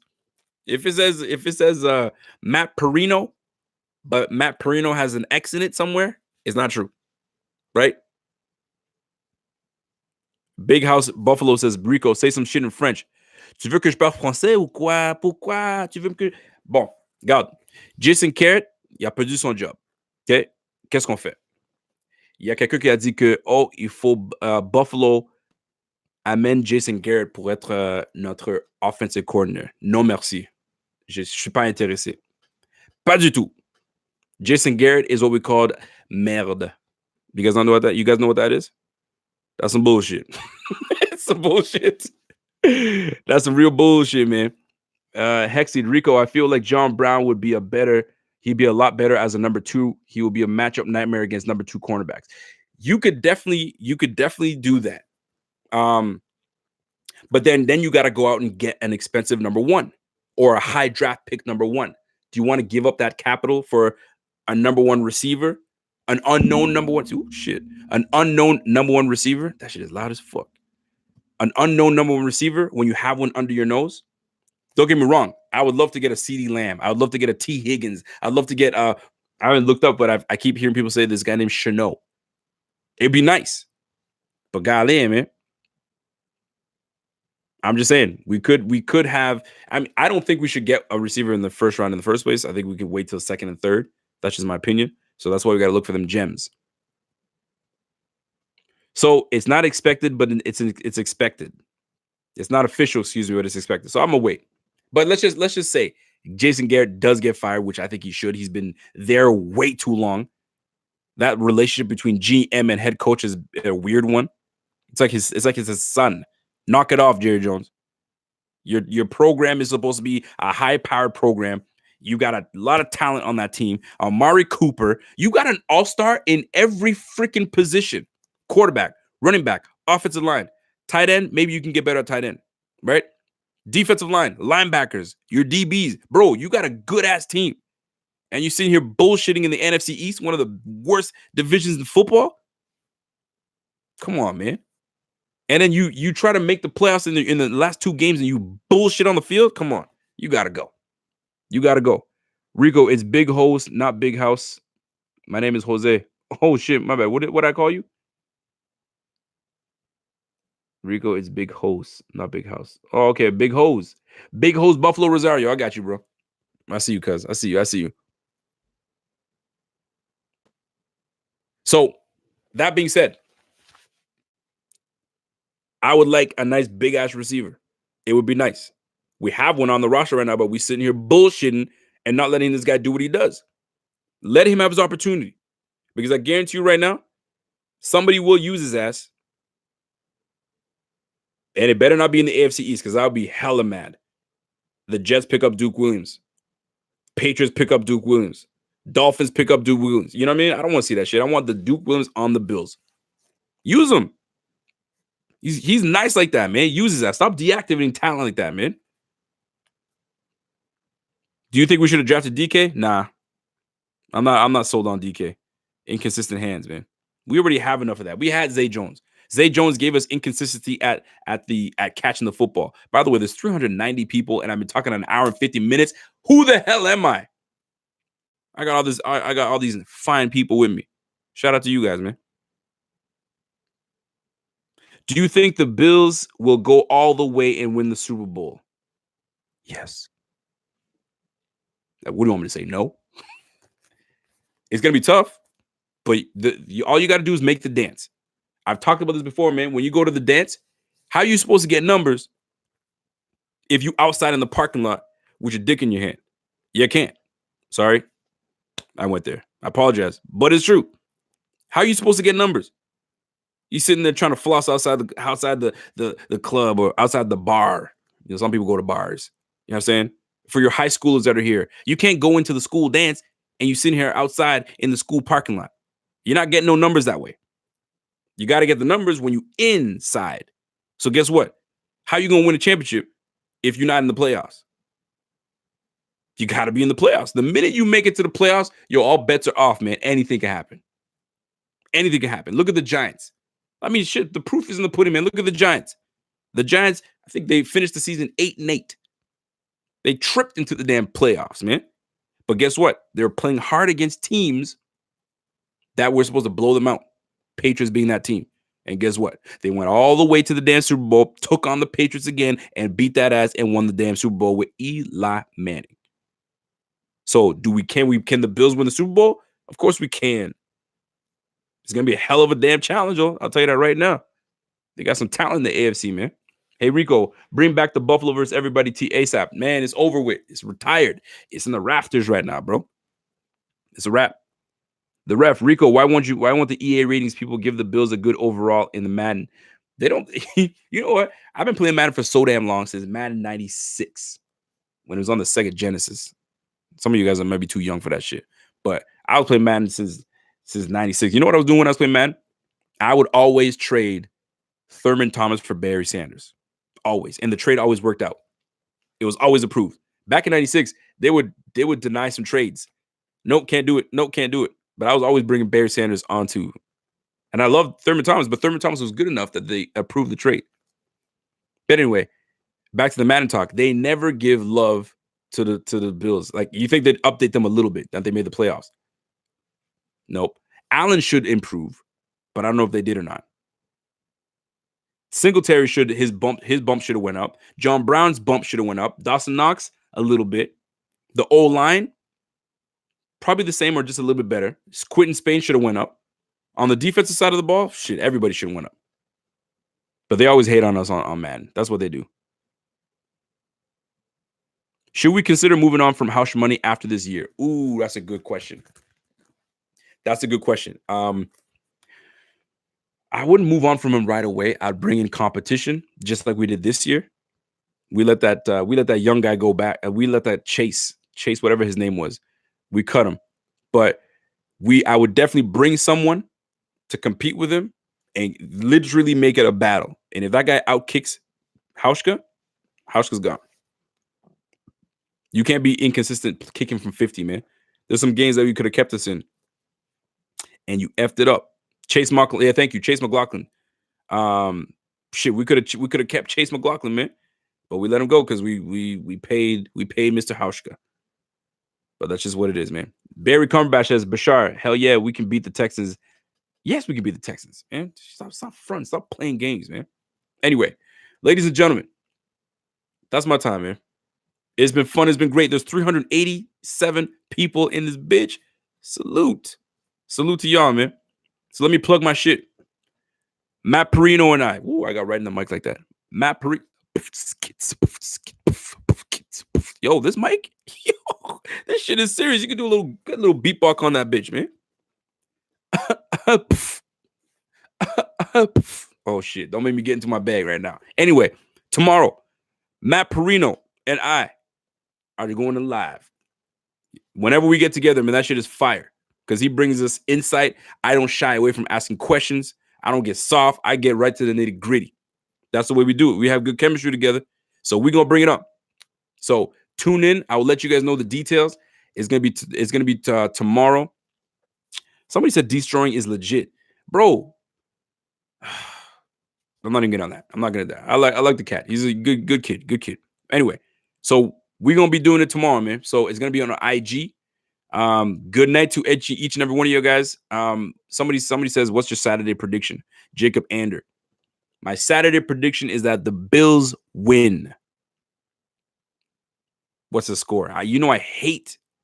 Somebody said I'm on that 310 to Yuma. Jack Patrick. The Bills win. The score. I hate predicting score, man. I really do. It's not my thing. I don't like doing that shit. But for the sake of putting a number out there, I'm going to say Bills win 24-21. 24-21. Bills win. It's going to be a 3-point game. And it's going to be that we're going to stave off the Texans. Not that we come back and win, which would be even sweeter, but we are pushing where the Texans are going to try to push as much as they can to try to get back in the game, and we don't allow it to happen, and we take over and we win 24-21. So that's what it is, man. So this is coming sincerely from me to you, in all sincerity when I tell you this. Oh, I see a lot of great score predictions. Love it. 69-0. Shit, okay. 19-17. Texans. You think the Texans win 19-17? Okay. All right. Not mad at that. 27-13 Bills. I see you, Shan. Shan D says that. My big hose Buffalo says, meet Rico, much love to Canada. No doubt. No doubt about it. Somebody says, bring back Papa Peck. Yo, Papa Peck, him and I haven't been able to connect because I've been busy with the fam and working and stuff like that. But yo, every time he comes in, man, we have fire. And plus, we got 2 mics. No more 1 mic. We got 2 mics now. So yeah, we gonna make it up. We gonna do it up. I'm gonna make him sit on the small chair like a little bitch. It's over. Yeah. So anyway, long story short, let me plug my shit. So Matt Perino and I, we're gonna do our thing tomorrow. So tune in. And we are still trying to get to 10,000 subscribers, man. We're close. We're trying to get there. But we do it, man. I gotta reset the counter. I gotta reset the giveaway now. We didn't make our giveaway. So I gotta think of another giveaway to do to entice it to get to 10,000 subscribers. It's gonna be a big one. It's gonna be a good one. We might even have to increase it a little bit. I don't know yet. I haven't figured it out. But shout out to each and every one of you guys in here. Y'all been supporting the BF squad since from the start. A lot of you guys are OGs, man, when we were Bills fanatics. So it's a new year. We're 2020. We're trying to, you know what I mean, not take no bullshit, man. No sensitivity. We keep it a buck here. We don't play favors, this, that, and the third. We just call it like it is, at least in my opinion. And we're going to try to keep it as transparent as possible because this, I think, is one of the better brands that are out there. There's some great ones out there. Don't get me wrong. Don Mafia is doing his big thing out there. My man Dan, hashtag is doing big things. You got to give a shout out to them, man. Greg and my man Aaron are doing their thing at Cover One. Listen, man, love, no negativity, man, no negativity whatsoever. A lot of Bills talk. We can't Believers talk. We can't forget my guy Believers talk. And there's a whole bunch of cats that are out there. So keep doing your thing. Keep grinding. You know what I'm saying? This is the Buffalo Fanatics. Shit, let me say it again. It's so nice. It's the Buffalo Fanatics. We're going to keep bringing the heat. We're not going to stop. And before I leave, click that like, click that subscribe if you haven't, and we're going to get out of here, man. I appreciate you guys rocking with me, man. That's 2 hours of talking. I appreciate that love, man. I want to yell, but the kids are sleeping. It's your boy, but the mic is crisp. It's your boy. Let me get my shit ready, man. And I salute y'all, man. And I'm gone.